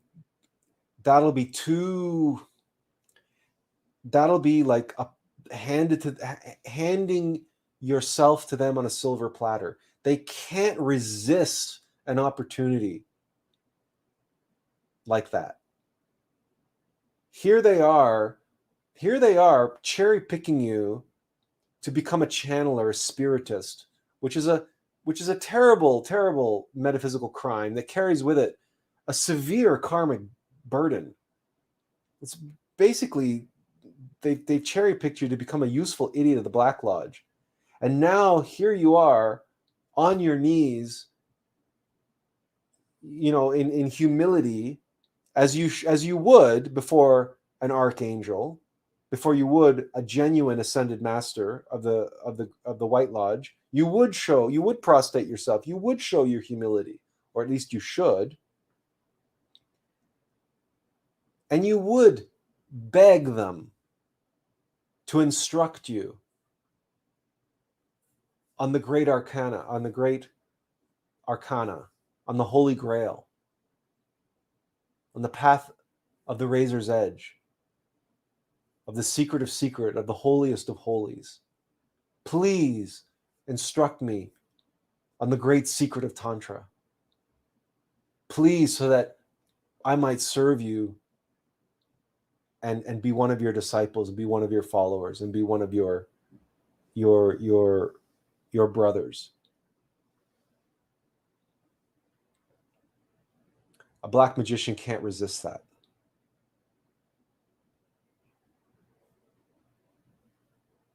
And if they're authentic, and if they're genuine, they will instruct you in white tantra, and then you will know. Then you will know who you're dealing with. And a black magician or a demon, they can't resist. They can't resist that opportunity. They will instruct you in black magic. They will frame it as white magic. They will say that this is spiritual sexuality. They will explain that this is the essence of magic, that the sexual force, blah, blah, blah, the kundalini. They will use all the buzzwords. They will say all the right things in all the right ways. But in the final analysis, they will be encouraging you to perform black tantra. Now, then, once you have that information, now you can use the other tools that we talked about this evening. The microcosmic star, calling forth your flaming sword, Helion, Melion, Tetragrammaton, your flaming circle of protection, your flaming sword, your shield.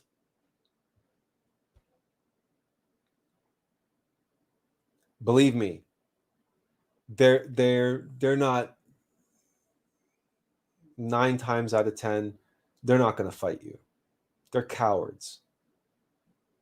They're con men.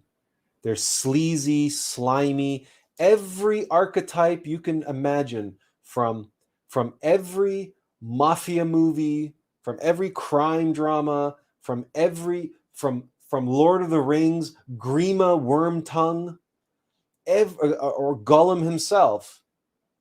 Every nasty, slinky, slimy con man or sleaze bag, that's what you're dealing with 9 times out of 10. They don't want to fight you. They have no interest in that. So you stand up to them with a flaming sword and a circle of protection with the mantras that you know, confident that you have the power of the White Lodge behind you now because you invoked them, you called them. Now you have the power of the Logos there in your arm, in that sword. They're not going to tangle with that. They're going to slink away. They're going to say, I don't need this.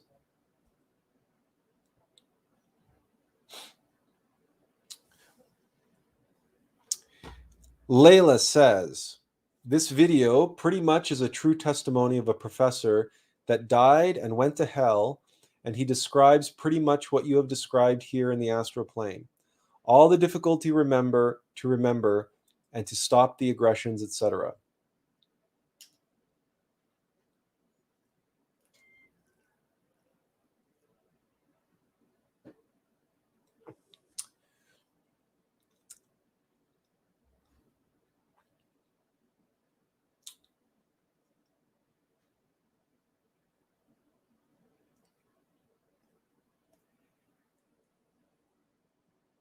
Now,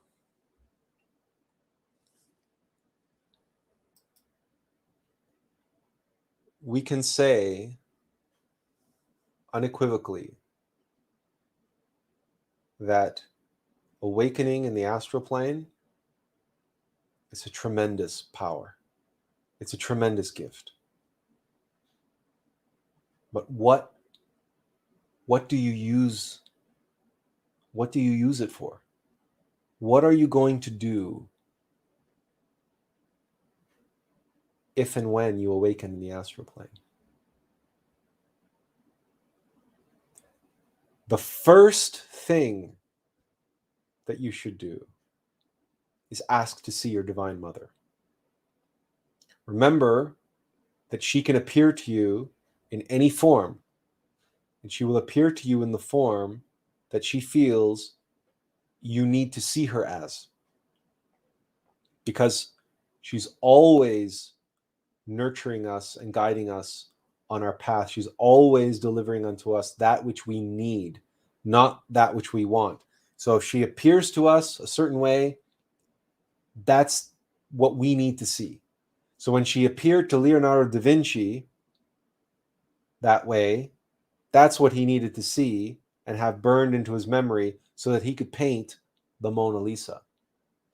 Mona Lisa, Mona Isa, my Isis. The most beautiful woman ever put on canvas.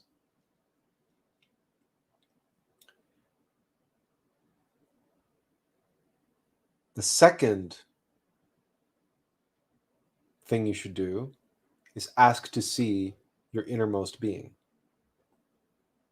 Ask to see your true self, your Atman. There is nothing more humbling and nothing more eye-opening. Talk about a wake-up call. You have no idea. No one has any idea where they are at and the level of their being until they see their being standing before them. You have no idea who or what you are until you've been able to meet yourself, your true self. That's a fact. That's a fact. But we guarantee if you meet yourself, a great many misconceptions, and if you are suffering from any mystic pride, it'll fall to the wayside.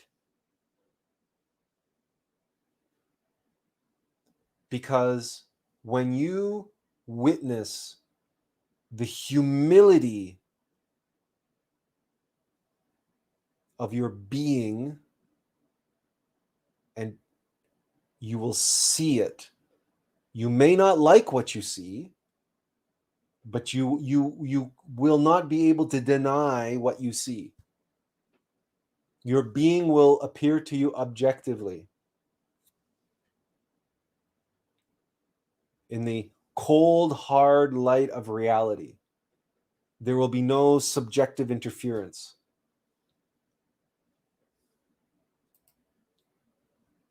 And when you experience that, you'll be like, what? You will not be able to see yourself as any sort of light worker or star seed or any of that new age bullshit.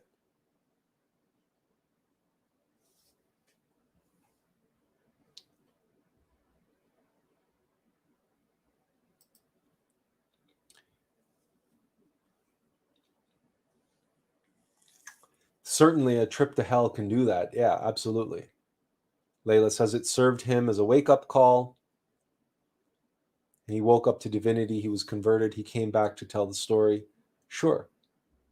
But what we're referring to specifically is the experience of seeing yourself as you are, seeing your innermost being. And while you're at it, you can have a conversation with your being. you might as well take a moment and ask him his name, which is really your name. That is your real name. Ours is Atlas. Alux comes from the Logos, all light and God light, the Logos, Alux.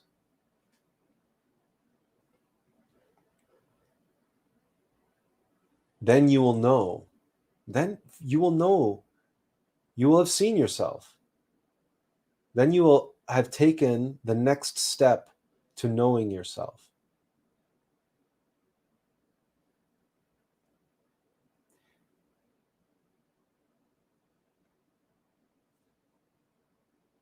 What else can you or should you consider doing in the astral plane? You can ask to invoke a master, a teacher. You can ask to travel to a temple of the Great White Brotherhood, Great White Lodge. You will need to know how to enter that temple. You will need to know the sign, the password. We are not at liberty to reveal that on a YouTube live stream. You will have to find your own.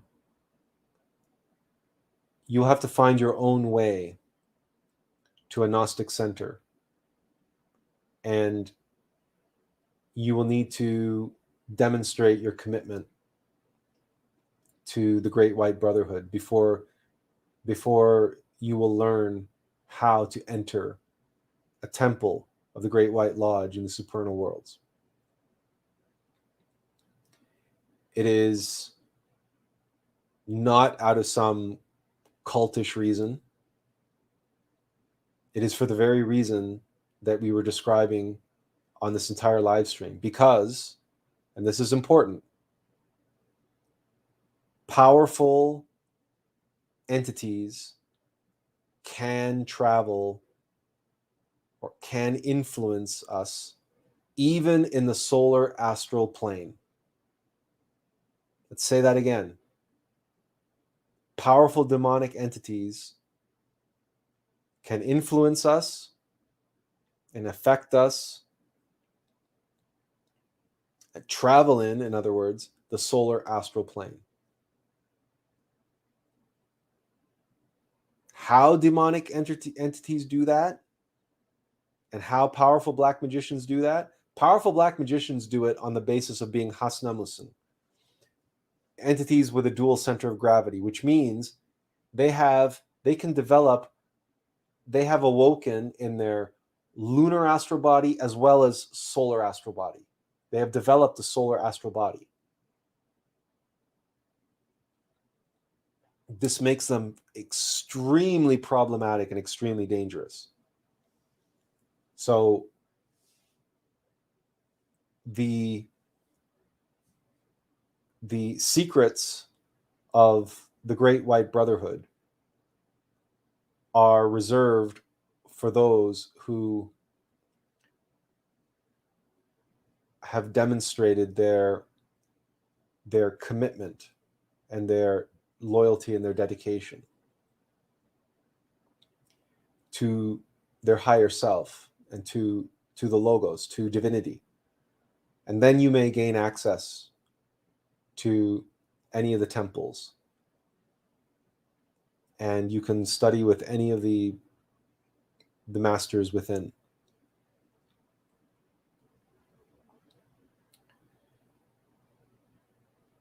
You can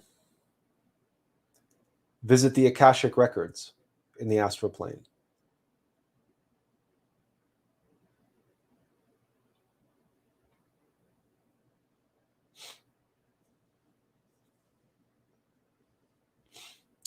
Let's pause and answer some questions here. Jamie asks, can you invoke your Atman if you become lucid in a dream? Would it be as real as an astral experience? A lucid dream is an astral experience. Those are the same, Jamie. There's no difference. If you're having a lucid dream, you are traveling in the astral plane. You are awake in the astral plane. That's what astral projection is. That it's just a psychological term, lucid dream. Charles asks about crossing the perilous chapel.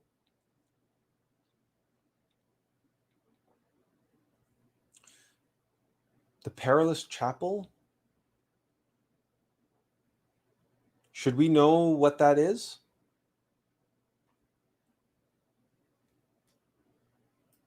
That's not ringing a bell. Let's see what...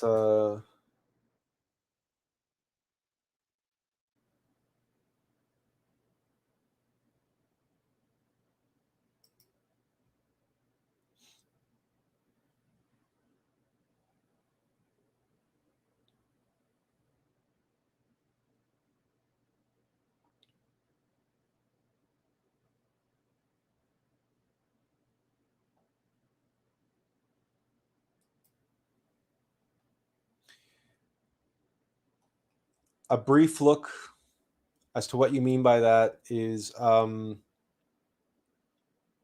you may be able to go there. But that, as far as we know, is an allegory that's related to the story of Arthur and the perilous chapel. It's a chapel for reading here. The perilous chapel refers to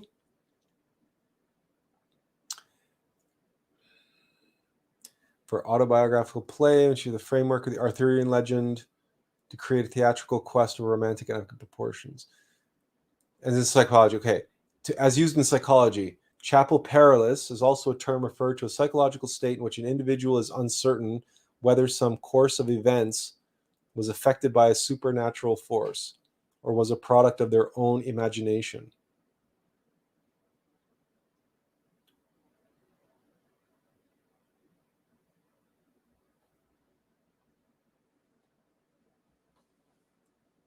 Okay, it's as we thought. The perilous chapel in the Arthurian legend, or as it relates to in literature,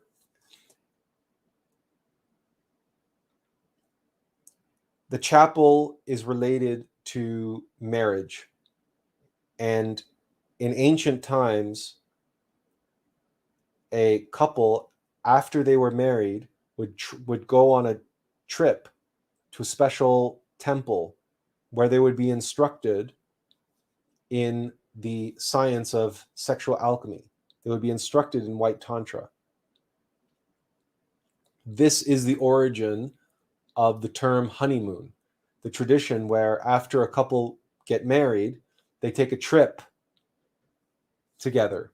They take a trip somewhere to a resort, and they spend a lot of time having sex with one another on their honeymoon.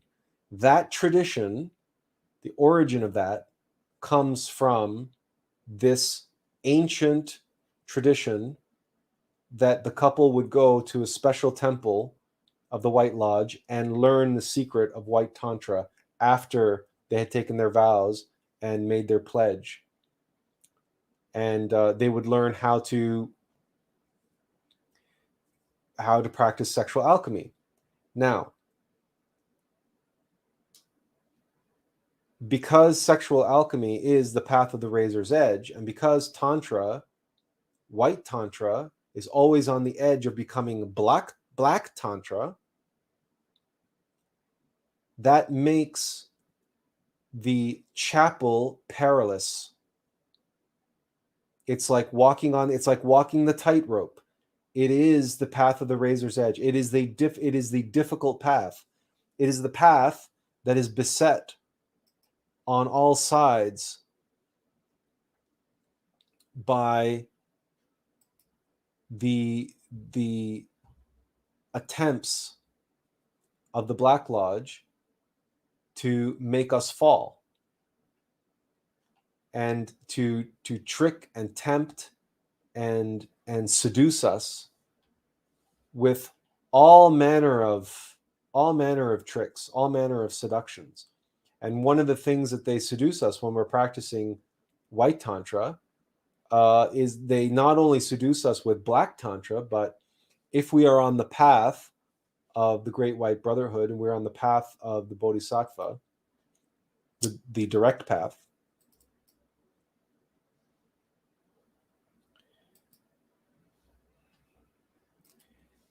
then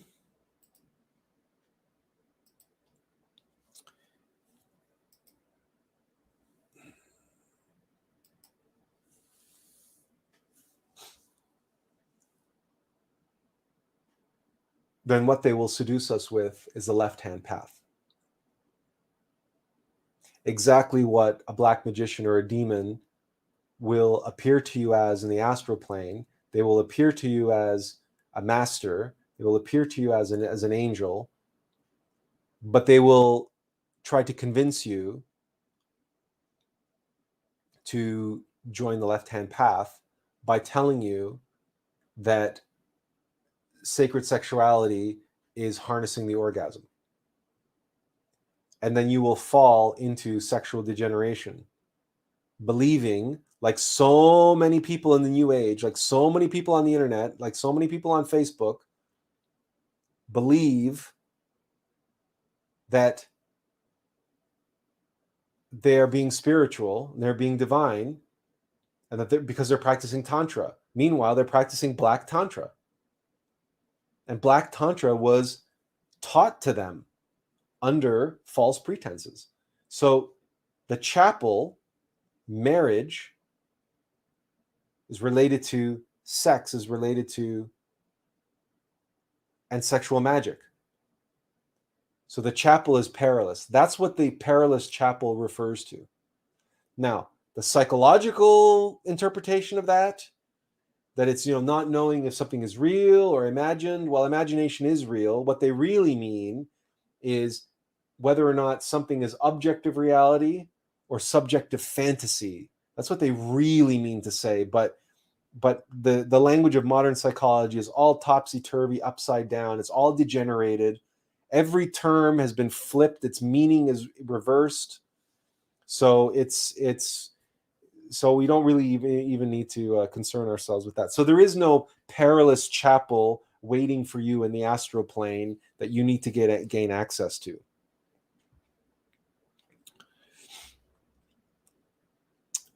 All right, Layla, on an earlier discussion about things to do in the astral plane. We weren't finished that list, Layla, so we're going to continue that now. We were just sidetracked with some of the questions. So we said, what are the things we said you can do or you should do? Ask to see your divine mother. Ask to see your innermost being, your Atman, your higher self.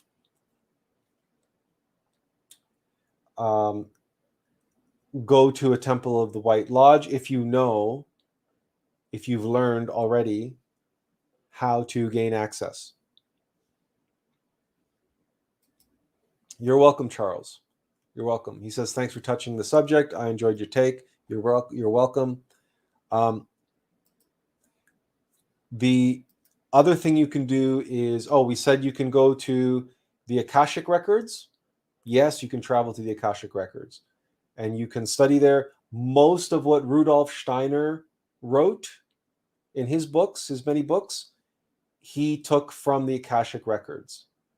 So he went there, he studied, and he awoke. And so Rudolf Steiner almost exclusively just sort of transcribed the things that he read from the Akashic records. Now, there's another library that we can visit. That is the Library of Atlantis. The Library of Atlantis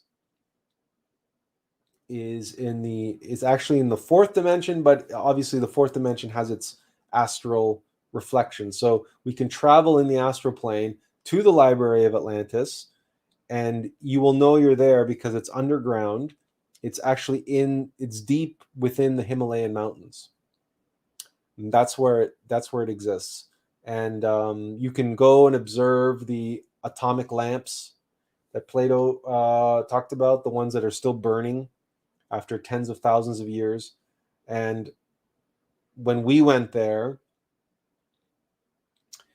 we distinctly remember Buddhist monks in their orange garb walking up and down the halls as we were descending down one of the halls deeper into the mountain to access the library, and there were Buddhist monks coming up that staircase.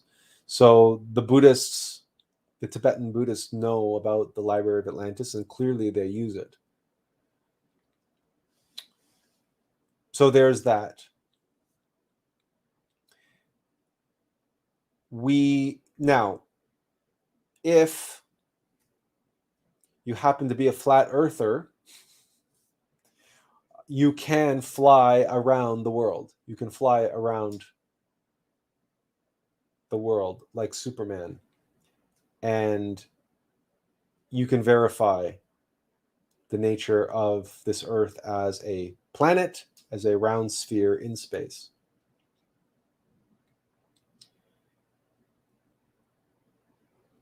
We also, in one of our journeys in the astral plane, we traveled to another planet to visit another humanity. That takes a great deal of energy, and it certainly puts a great deal of strain on the silver cord. If you know, the silver cord is that which connects our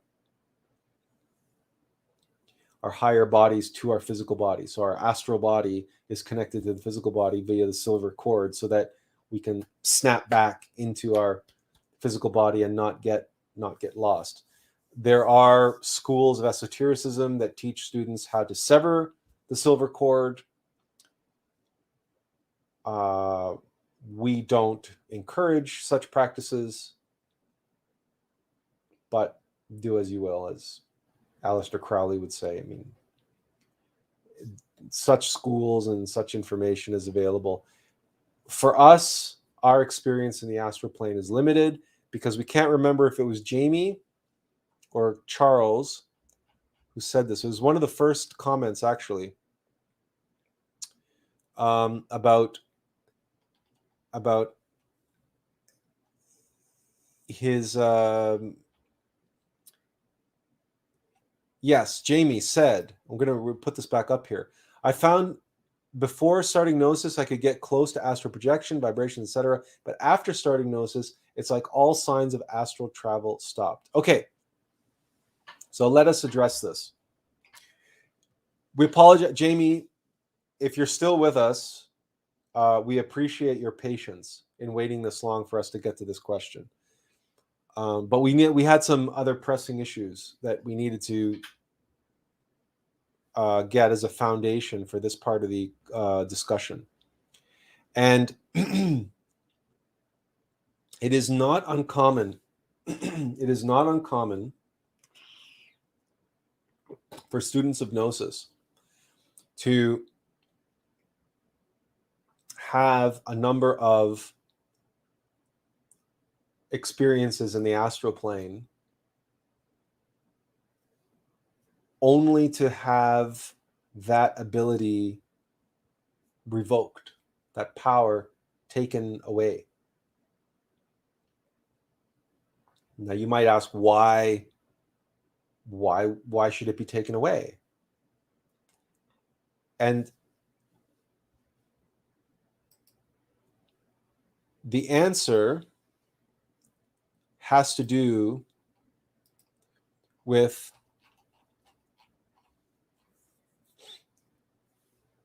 what we were listing as the things that you can or should do in the astral plane.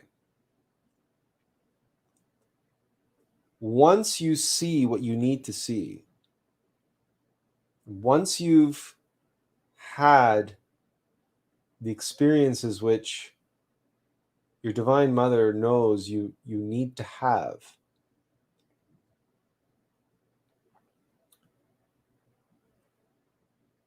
then there's really no reason for you to go back. Remember, your innermost being is the one who is in charge of our journey, of our path. And our Divine Mother arranges all that we need.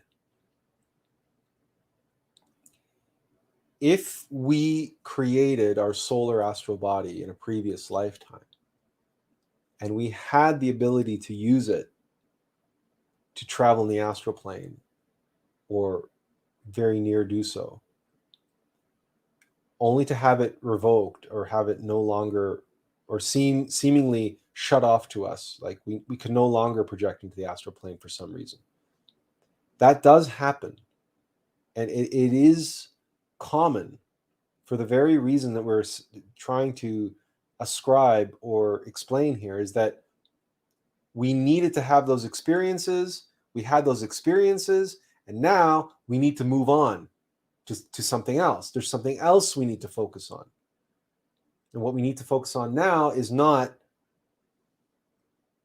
doing the same thing over and over and over in the astral plane, and certainly not to make a playground of the astral plane. Because remember that identification and attachment does not end with the physical world. This is a very subtle sort of danger, trap, pitfall, whatever you want to call it, which especially nobody talks about in the New Age or anywhere else for that matter.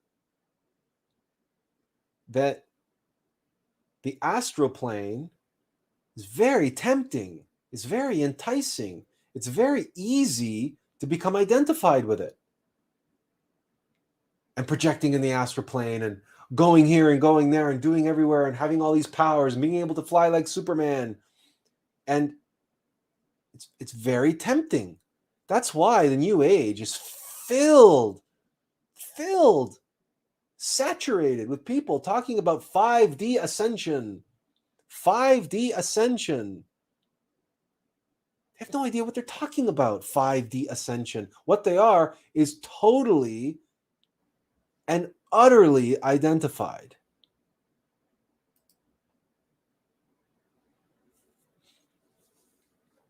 They have a sleeping consciousness, but they believe that they're ascending to the supernal worlds because they're so identified with their ability to lucid dream, their ability to travel in the astral plane. It's all the lunar astral plane for them. The reason why their access to the astral plane isn't revoked is because they're not going to the solar astral plane. They're just going to the lunar astral plane, and the demons aren't going to revoke their pass into hell. And the White Lodge can't revoke their lunar body. That's not their domain. That's the domain of the demons. That's the domain of hell. The White Lodge cannot prevent people from traveling in the astral plane in the same way that the White Lodge cannot prevent people from taking psychedelics. And the White Lodge wouldn't anyway, because that's free will. The White Lodge won't violate any individual's free will to do as they will. God will not, the law of free will is absolute. God will not violate it. No innermost being will violate it. But the solar bodies, right? The solar bodies, they belong to the being. They are the being's bodies.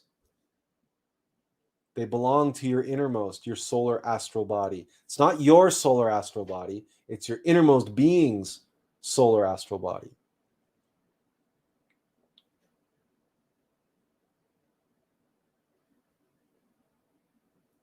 There's something else we need to share here, which is related to a conversation which we had earlier today, which was the inspiration for tonight's live stream, the impetus for tonight's live stream. And that is this idea that other beings are coming to help us, and other beings are showing up, and other beings are awakening this for us, or doing that for us, or so and so, that masters are coming and helping us and everything else. Okay.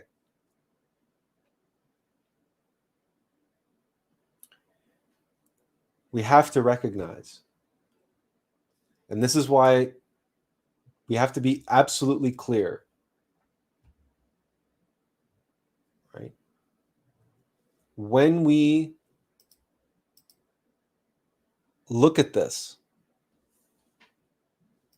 okay, when we look at this, your innermost being is here in the 6th dimension. When you're traveling in the astral plane, you're traveling in your mind and in your heart in the 5th dimension. And whether you have your solar astral body or not, even if you have a solar astral body, if you're not able to be awake all the time,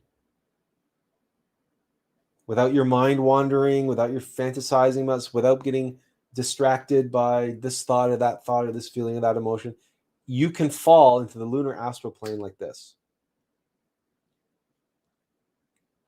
But here's the point that we need to make. You do not receive initiations.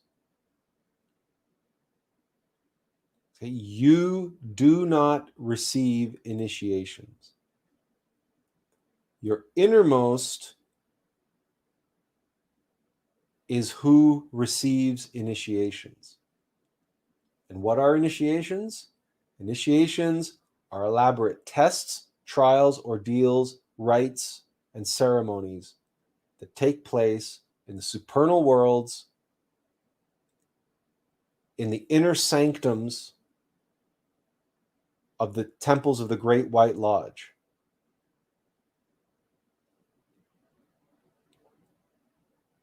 The idea or the notion that some other entity or some other being is showing up out of the blue in the astral plane to advance you and advance you is wholly erroneous.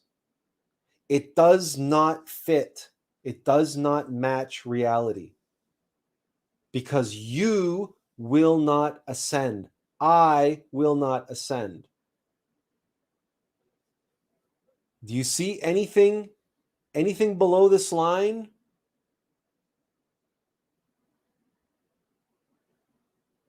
That gets to go above this line? The mental body, the emotional body, the vital body, the physical body are below this line. To awaken means to create the solar causal body, but that doesn't mean that you and I get to go up. It means that our innermost being, our true self, gets to come down and embody these bodies because they're now all solar bodies. And the consciousness and the innermost being, by way of the human soul, can now occupy and become self-realized.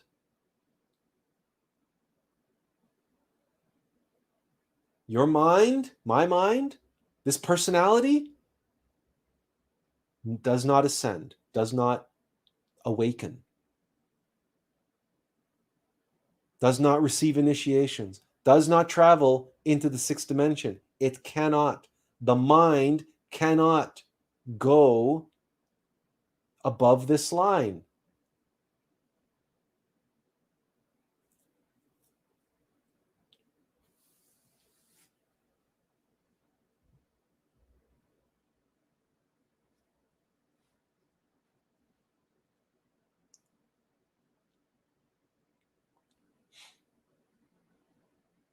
So, any notion, any idea that there are masters coming and intervening and awakening you, or activating this or activating that, or lighting up this and lighting up that, and what the hell do you think is going on?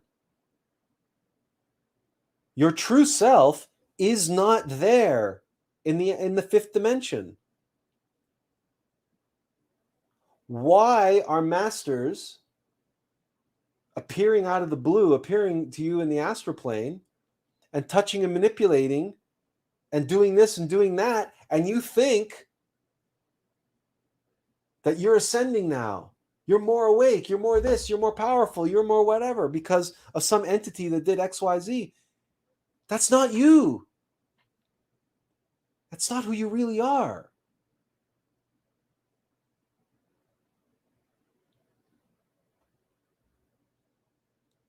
Is it possible that they're making alterations or boosting or whatever the vehicle, the vessel?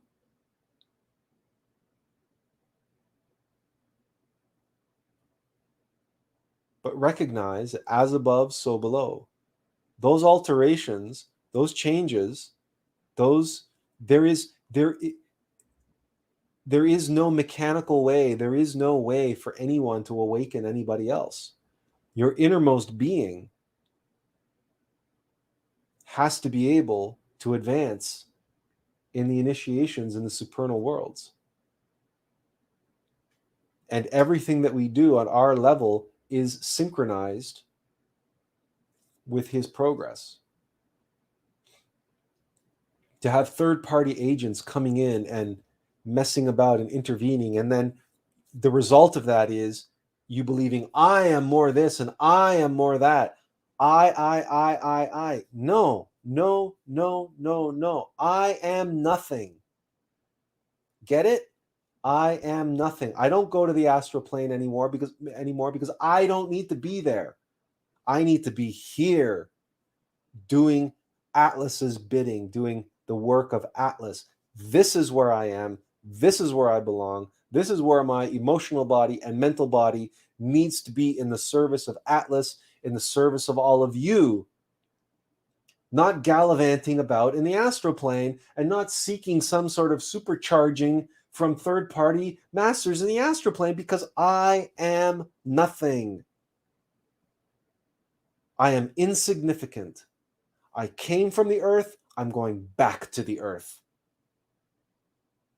I am a rental, a vehicle rental. Hertz, rent an avatar. I may as well be a Chevy Malibu. That's what I am. And if anybody believes themselves to be more than that,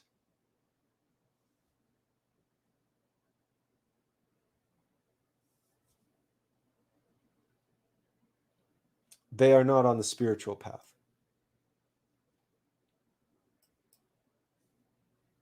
They are on the path of worshiping their own false self. They're on the path of mystic pride.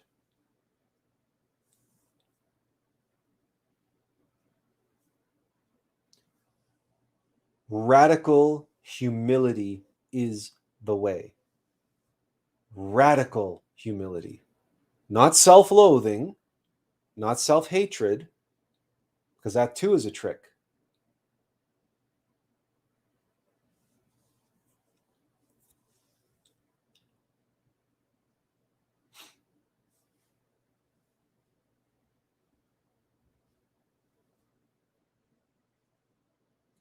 Because these are the facts. Whether you find it hilarious or not, these are the facts. This is the truth. You do not ascend, ever. None of us do. We are mere vessels and messengers. That's all we are. Accept it.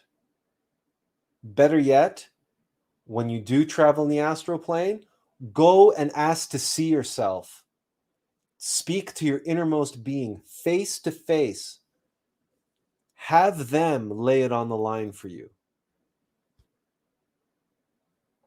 Have them tell you what you are and what you are not. You don't come here to have sunshine blown up your ass. You don't come here for rainbows and unicorns. You don't come to this live stream to have the same bullshit that all the star seeds and all the light workers are spewing on all the other YouTube channels and all the other Facebook pages. There are an unlimited amount of places for you to go to have a rainbow of Skittles showered upon you. You don't come here for that. You come here for the hard truth.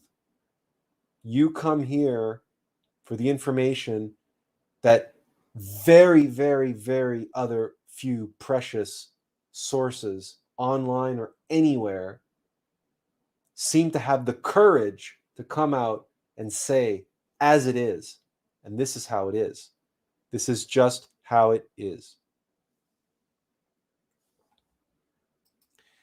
And this is a typical reaction to the severity of the Christ.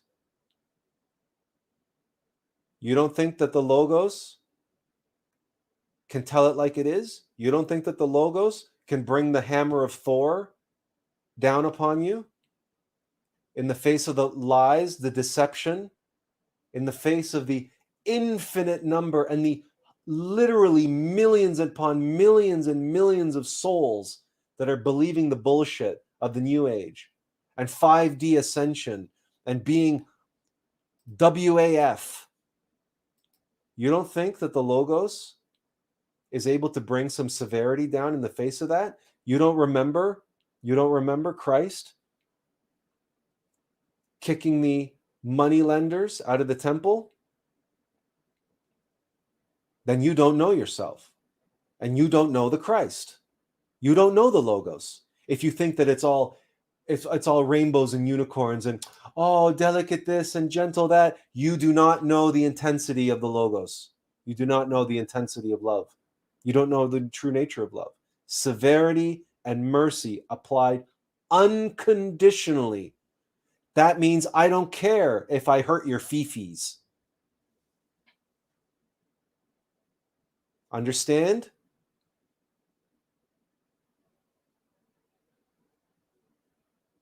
I'm not channeling angels. We spoke about channeling.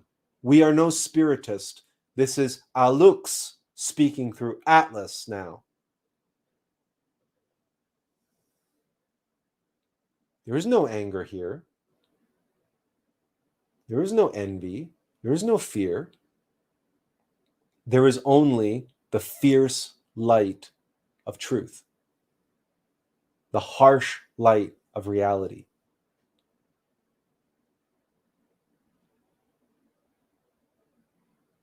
And we are here now speaking in this way because it seems to be the only way, and we cannot express ourselves on Facebook seemingly with the right intensity without, again, having everybody's fifis hurt and being accused of being angry or this or offensive or what have you, or dogmatic or fanatical, or all the different ways in which the mind rationalizes away the truth and avoids reality and avoids facing the fierce light, the intensity of the Christ.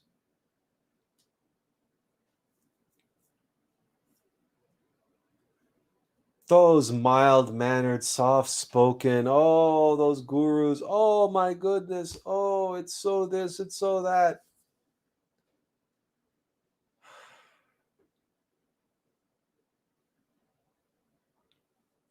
Anyone who has ever been touched by the Christ knows that there's a time to be soft-spoken, there's a time to be gentle, there's a time to be warm and inviting and nurturing and kind, taking your time and being gentle with someone, there's a time for that.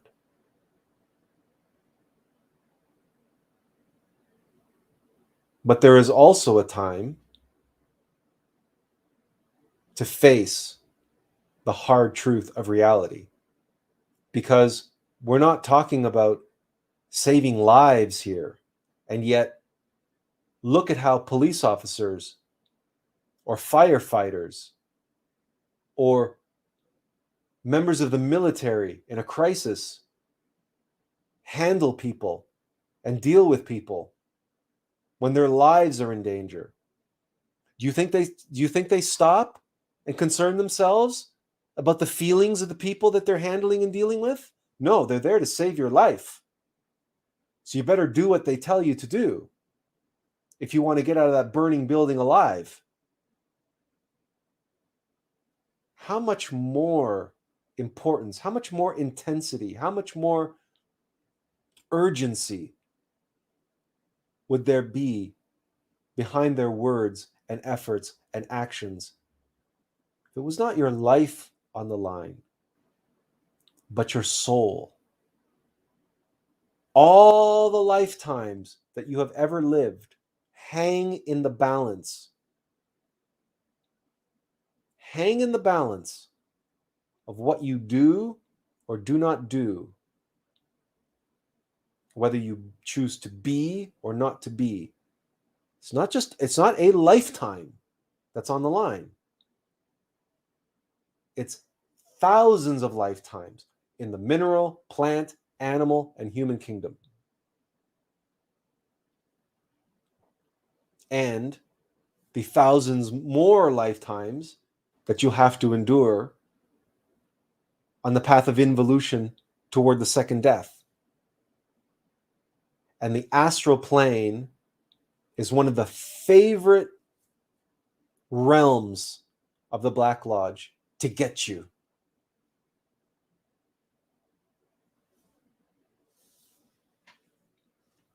So yes, there's urgency here. Yes, there's intensity here. And yes, you need to hear it. Everyone does. Everyone does.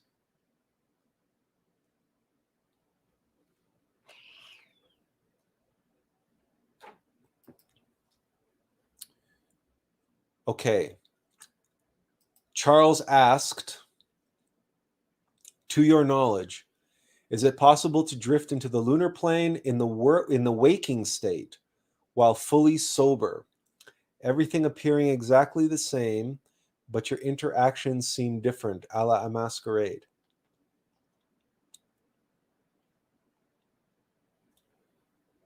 The answer is yes. Yes, it is.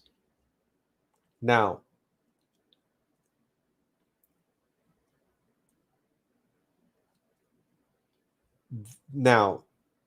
when you say, well, fully sober, and you don't,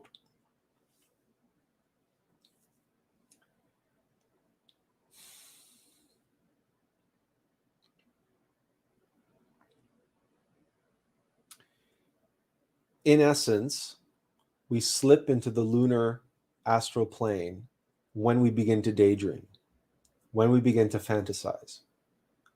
There are those who are, we call them lunatics, right? We call them people who hallucinate. It is possible to hallucinate, right? That's what a hallucination is. A hallucination is someone who is simply experiencing reality on a different plane than everybody else. So now, and if they're hallucinating monsters and demons, even if they're hallucinating whatever they're hallucinating, that is the lunar astral plane. So the answer is yes. And can that happen when you're sober? There are many things that can cause hallucinations. There needs to be some circumstance that causes us to slip. But in the simplest form, a daydream will do it. You know, forgetting yourself. So here's an example. Very simple example that most people should be able to identify with. You're driving along on a highway, on a freeway, and you're going wherever you're going, and all of a sudden you look down or look up and an hour has passed and you have no idea where that hour went. Or you look up at the sign and it's like, you look at a sign and your destination is 200 miles away. And then a few seconds later, you glance up and you see a sign, your destination is now 10 miles away. And you're like, where did those 200 miles go? You spent the last 200 miles in the lunar astral plane. You were asleep. Your consciousness was asleep. Your body was on autopilot, driving the car, and your mind and your emotions were someplace else. That's called daydreaming. That's called drifting into the lunar astral plane.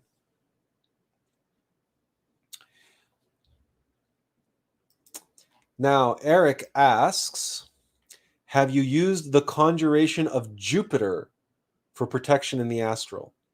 We've used the conjuration of the 7, the conjuration of the 4, but we're not aware of what the conjuration of Jupiter is. So the answer is no. We have never used the conjuration of Jupiter in the astral plane.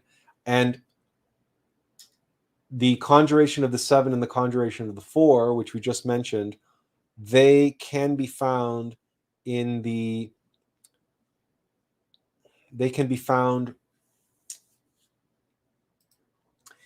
course that we referenced earlier, Defense for Spiritual Warfare, which we will throw up again here. Which we will put on the screen here. Okay, this is the Defense for Spiritual Warfare course. They should go over the conjuration of the 7 and the conjuration of the 4. Yes, they do. They also go over the Invocation of Solomon, the Microcosmic Star.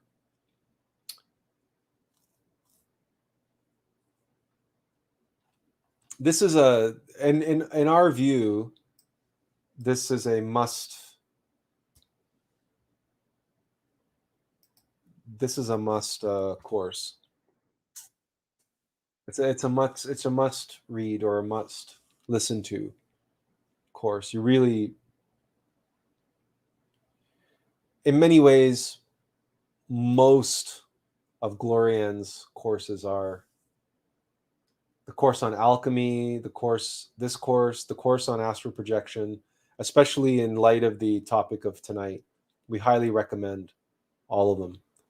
But especially for the topic that we were dealing with tonight,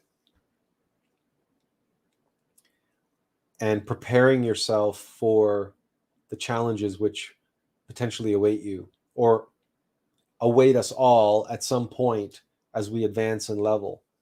We will be challenged, we will be tested, and we will have to face the darkness in many profound and meaningful ways. It is good and right to prepare ourselves.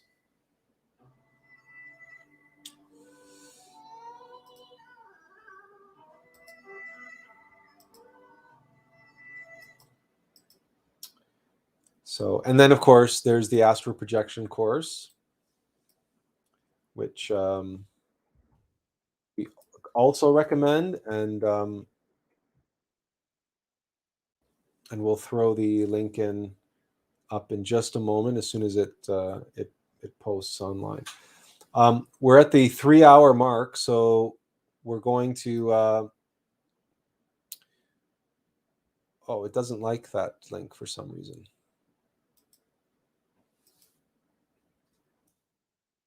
Let's try this again. We're at the 3-hour mark, so if anyone has any other questions or comments, let's see if we can.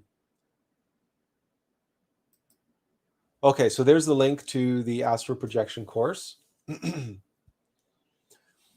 If no one has any comments or questions, then we will take this moment to thank you for being with us.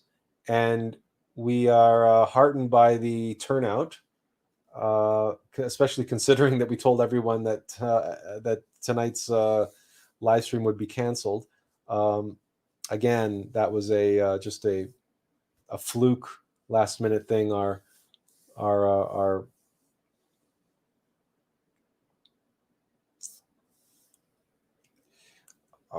family member couldn't make it last minute. Okay, so here's a question. Let's see if we can get a few off really quickly. Opinions on ceremonial and high magic to strengthen the solar body. What strengthens the solar body is transmutation of the sexual force. That's what strengthens and creates the solar body. It is transmutation of the sexual force. So pranayama, the Vairoli mudra, white tantra, this is what creates the solar body.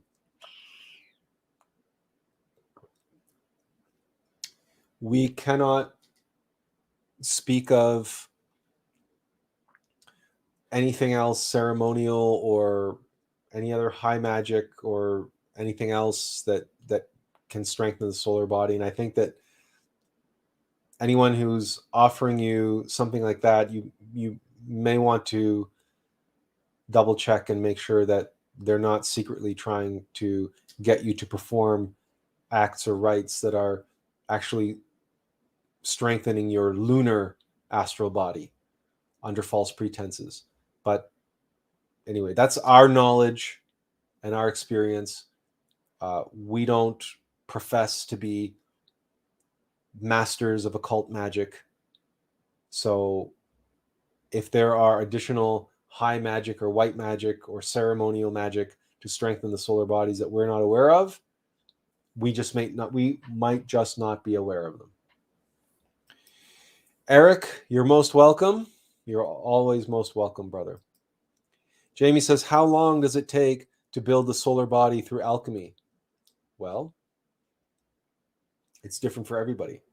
It all depends on how much your sexual force is bottled up inside of lust and inside of egos, and how many egos, because it's sexual alchemy is more than just practicing white tantra. If you're not working on your egos, if you're not doing self-observation, if you're not doing self-remembering, if you're not annihilating the egos,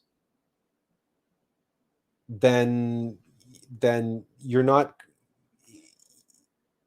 you might be able to create solar bodies, but you're going to be creating a hasnamusin. You're going to be developing a dual center of gravity if you're not eliminating your egos, because you're going to be awakening, you're going to be creating solar bodies, but you're still bottled up inside of egos. So you're basically going to be creating an entity, a black magician or a demon, who's able to travel in the solar astral plane, but is still a demon. You're going to be creating exactly one of those entities that we were warning about in this live stream.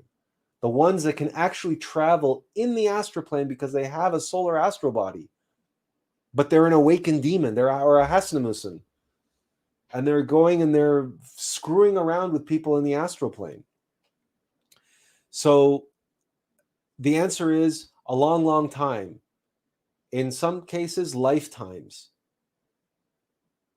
So keep in mind everything that we spoke about in this live stream, because there's no guarantee that just because you've done a little white tantra that now you have a solar astral body and now you're free and you're clear and you don't have to worry about you don't have to test entities that approach you.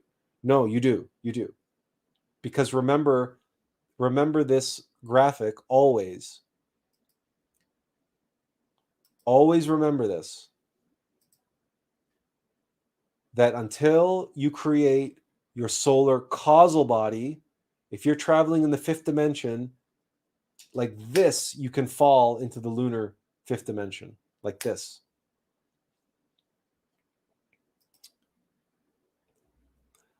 Well, we're glad you stuck around as well. Charles, you're always welcome, and you're most welcome. Eric says, like Rasputin. Like, how about like Faust, like so many others, like Macbeth, like Lear, like Oedipus, like every other tragic figure from literature and from mythology. Like this, we can fall. Eleftheria, that's a cool name. Sexual transmutation was mentioned in Think and Grow Rich. There was no mention of keeping who in check. Think and Grow Rich. They mentioned sexual transmutation in Think and Grow Rich. We've never read that book. And are they really talking about sexual transmutation, or are they talking about harnessing the sexual force for manifesting abundance, manifesting money? Because the book's title, Think and Grow Rich, sounds like it's a book of black magic.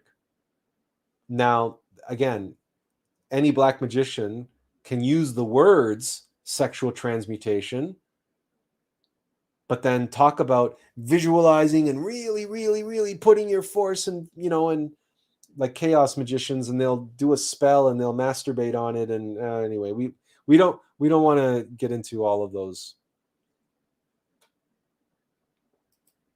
So Joel says, that's what I think I have is a solar astral body. Well, that's great if you think that, but it's better to know that. Because thinking means nothing. Thinking is an illusion and thinking is a trap. If you think you have one, chances are you don't. Because if you had one, you'd know you had one. Eleftheria, no mention. Eleftheria, ego in check.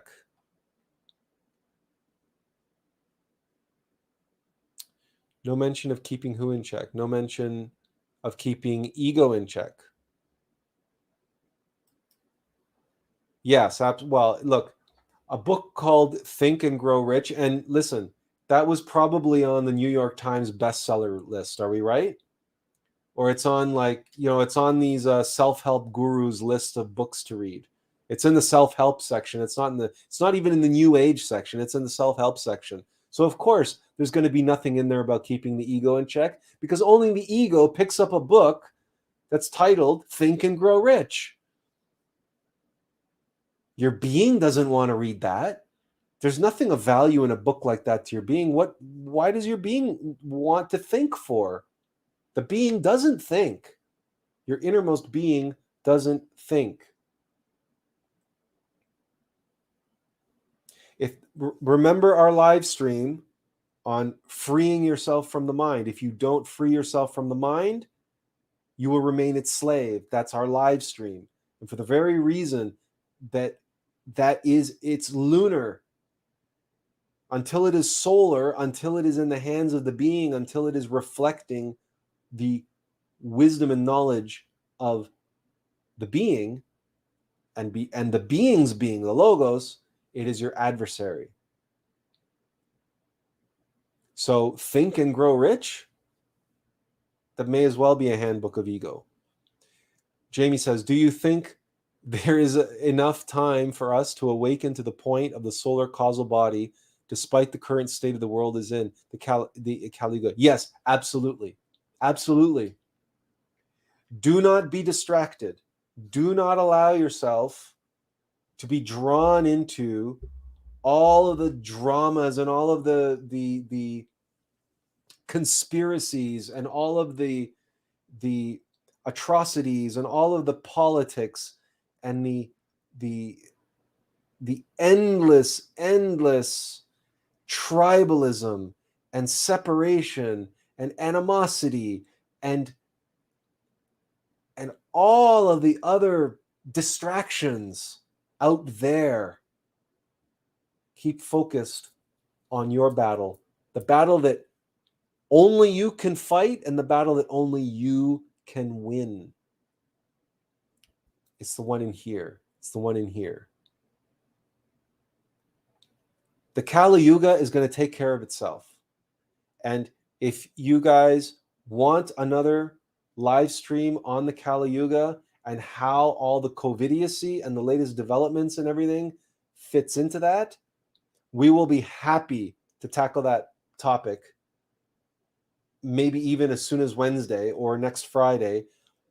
Maybe we'll do a poll on Facebook or something, or just send us a message, send us a comment, send us a message, and let us know. Do you want to have another session, a live stream on the Kali Yuga? And also addressing Jamie's question is, how can we use the Kali Yuga? How can we harness what is happening out there to help us in our internal work, in our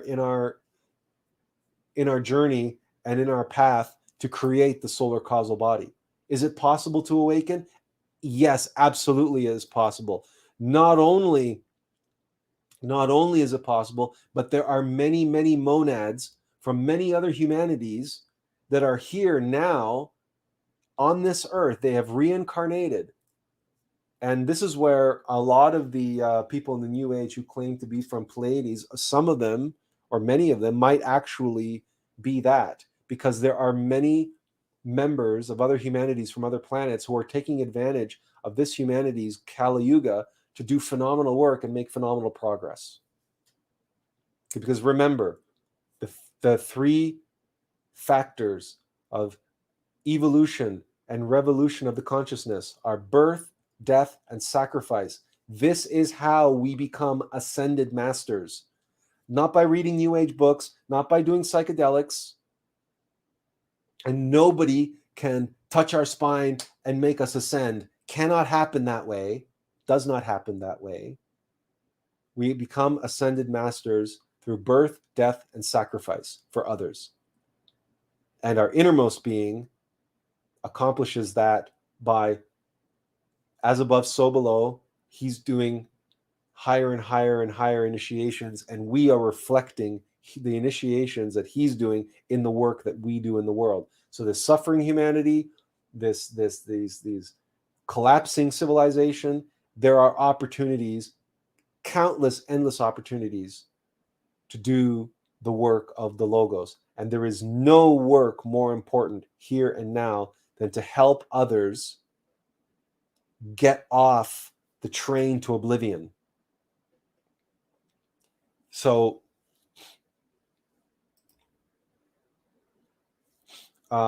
we humbly suggest that if you want to help others, share these live streams. Invite others to follow Atlas information, to follow our blog, to read our blog, to watch our videos. Encourage others to come hear the hard truth, the truth they can't get anywhere else or very few other places, because they can get it on Glorian. They can get it on Glorian, but in Glorian, they'll get a lot more than what they bargained for. In glorian.org, there's a lot of information. And in the books of Master Samael, he wrote 60 books. But just before he disincarnated from the planet, he revealed to his disciples, yes, I wrote 60 books and I gave thousands of hours of lectures. But to be honest with you, these are the only 4 books you really need to read. This is the point. These 4 books. One of them was Revolutionary Psychology. And all we can tell you is that our work here, we don't need to duplicate everything that Glorian has done. That's why we offer those additional resources for you to go and read and study, because we're not here to make duplication of effort. What we're here to do is hammer home those essential, foundational, need to know information, and to break down and bust through all of the misinformation and disinformation and false beliefs and erroneous conclusions and all the other nonsense and bullshit that's being spread by the Black Lodge, precisely because it's the Kali Yuga. Okay. Anything else? Any other questions? Any other comments? If not, thank you so much for joining us, and we hope to see you again Well, of course, Eric.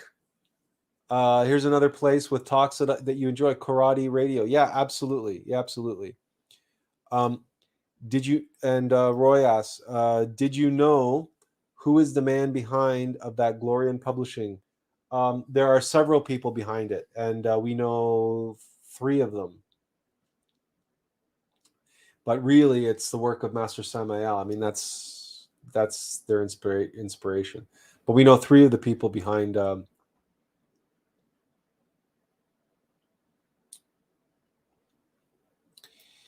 Jamie asks, "What's your view on the Death in Motion by the Master Rabaloo?" We're not familiar with the Death in Motion by Master. We don't even know who Master Rabaloo is. So we have no view on that.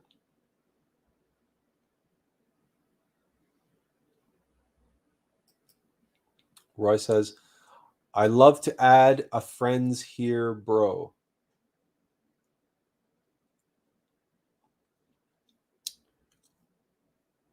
Okay. Yeah, add some people here as your friend, I guess.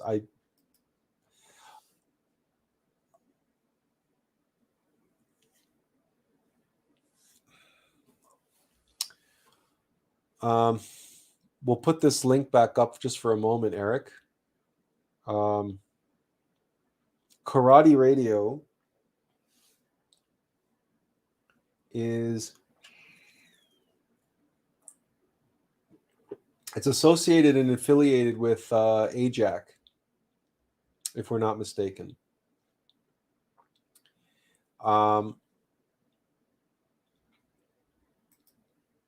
You're very welcome. Are we pronouncing that right? Eleftheria? Eleftheria? Or Eleftheria? Anyway, it's an intriguing name. And you're most welcome. And we are going to continue to do these videos until we no longer can. And even then, we may be adding additional streaming services to our account. So we may open a BitChute account. We may go open a Rumbler or Odyssey. In other words, we may add additional streaming platforms just in case Facebook and YouTube become uncooperative. Because it is possible in the future that, it is possible in the near future that live streams such as this one will be deemed not just politically incorrect, but or problematic or something like that. That it is very likely that in the very near future we won't be able to do live streams like what we have done up until this point, because they will be downright illegal. They will be deemed hate speech or something akin to that.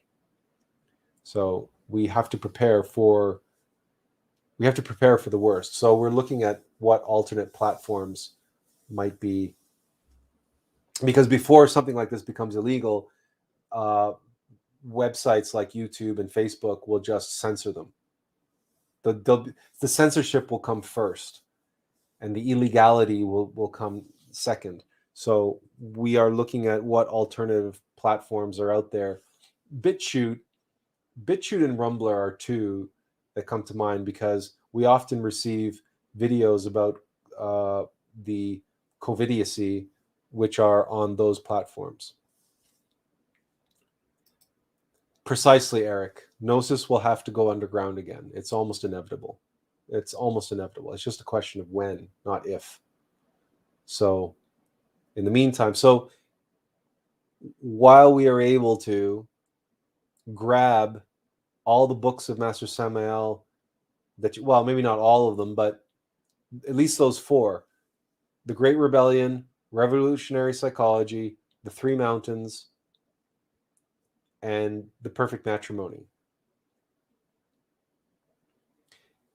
And we would also recommend The Piece of Sophia Unveiled and The Yellow Book.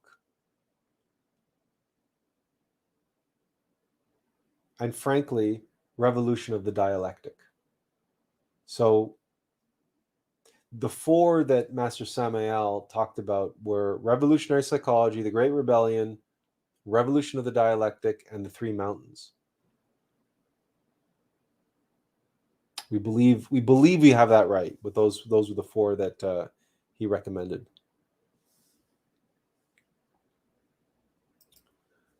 Yes, Rebel Lion. And if you haven't read our blog on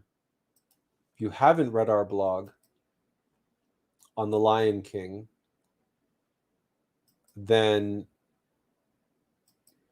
you really, really should, because if you like the connection between rebellion, the lion is a powerful symbol, and it has played such an important role in esotericism, going all the way back to the Egyptians who actually had domesticated lions. They had domesticated lions. They had lions pulling chariots. This is stuff that archaeologists have no concept about, no idea about. But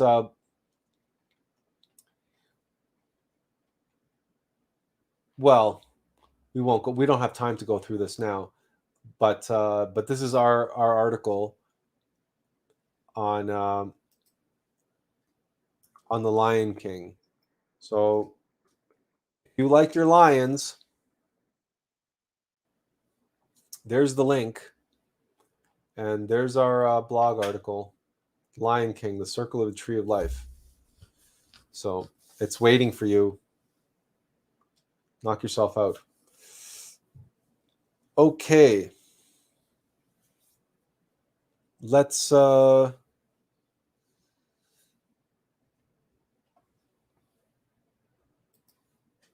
see. Anybody else? Anything else to share or comment or ask or?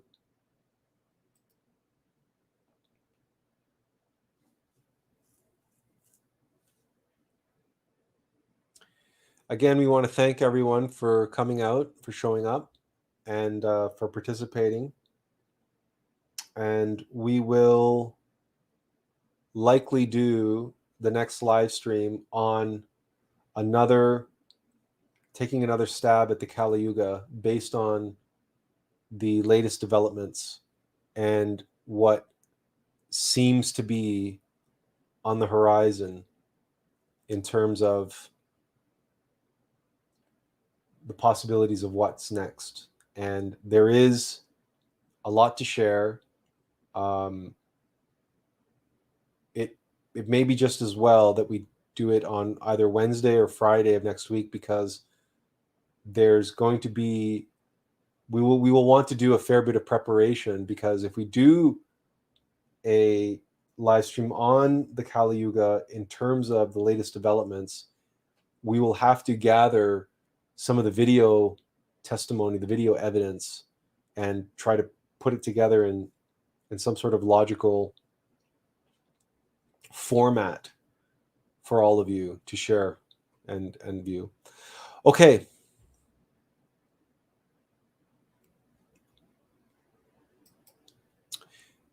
Oh, you're welcome, Roy. Jamie asks, any quick tips about comprehension on the ego in order to eliminate it? Yes, meditate. And it seems like an abstract concept that can't really be explained in depth. What, the elimination of the ego? Well, self-observation and meditation. It's not something it can't be explained, because it's not. How do you explain the elimination of the mechanical mind in such a way that the mechanical mind can understand it? Right? No, okay. Right. So the comprehension of it takes place in consciousness. And nothing that the consciousness knows can be explained, if that makes any sense. It can be known, it can be shared, it can be shown, it can be experienced. it can be explained, but the mind can never comprehend it, can never understand it. Or if it understands it in this superficial, superfluous way. It cannot penetrate into the depths. It cannot, the mind does not comprehend. Right? The mind does not comprehend language. Why do you think it is that computer programmers and people who create AI have such difficulty making computers understand speech? Because they can't understand speech. They can barely do text to speech. Comprehension is a function of consciousness.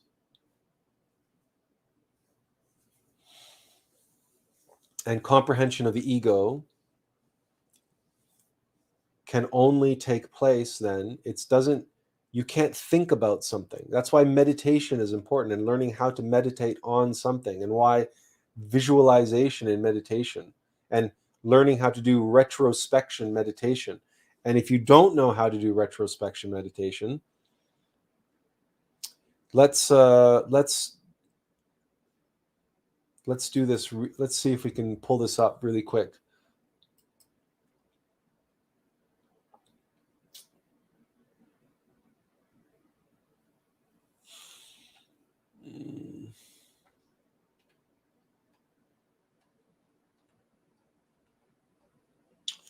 Now, you would think we would have this here, but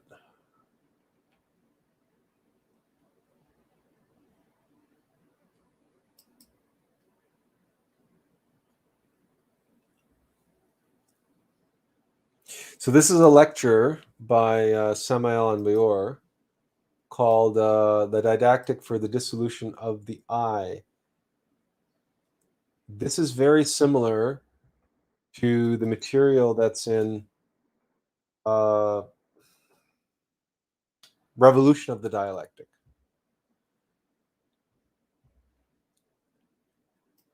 Okay, so there's the link. Okay, so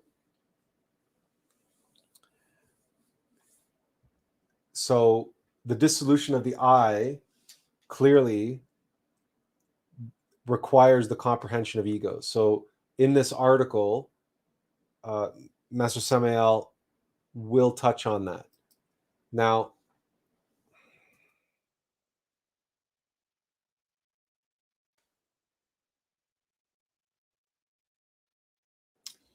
so if you do a search on Glorian, we just did a search right now, and we come up with retrospection meditation explained, comprehension in meditation, and beginning meditation theory and practice. So this article,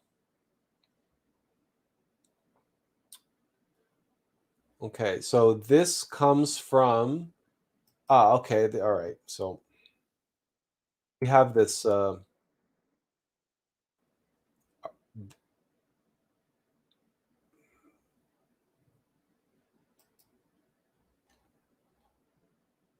okay. So the last lecture in this course, it's been so long since we actually studied these courses. So sometimes we forget where things get addressed.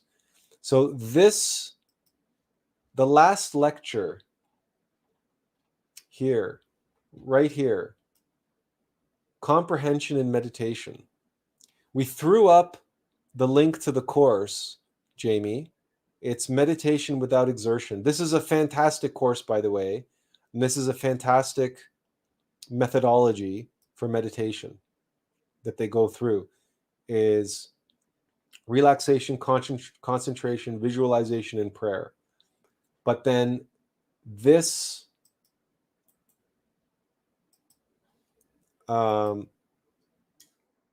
this final lecture, we encourage you to go through the whole course, because each lecture builds on the previous material.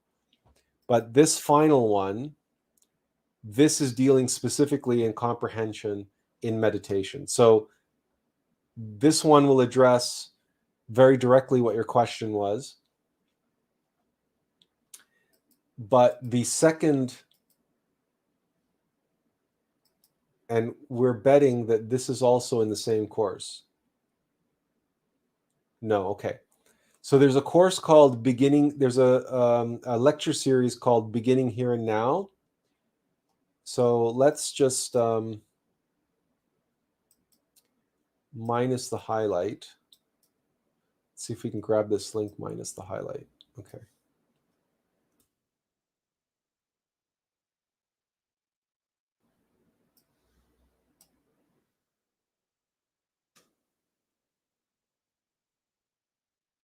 Okay. So let's do this.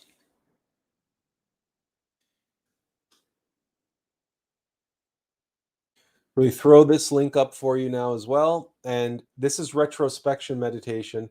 This meditation is essential to working on your egos, because this meditation will allow you to retrospect on your day, retrospect on the egos, and you combine what you'll learn here with the meditation without exertion course and the comprehension in meditation lecture. You combine that with this knowledge, and you combine it with transformation of impressions, self-observation, self-remembering, observation of your egos. These are what are going to give you the building blocks to do your practice that's actually going to lead to comprehension of egos. But you have to practice it. So study, learn the techniques, learn the methodologies, and then put it into practice, and you'll be off to the races, as they say. Okay.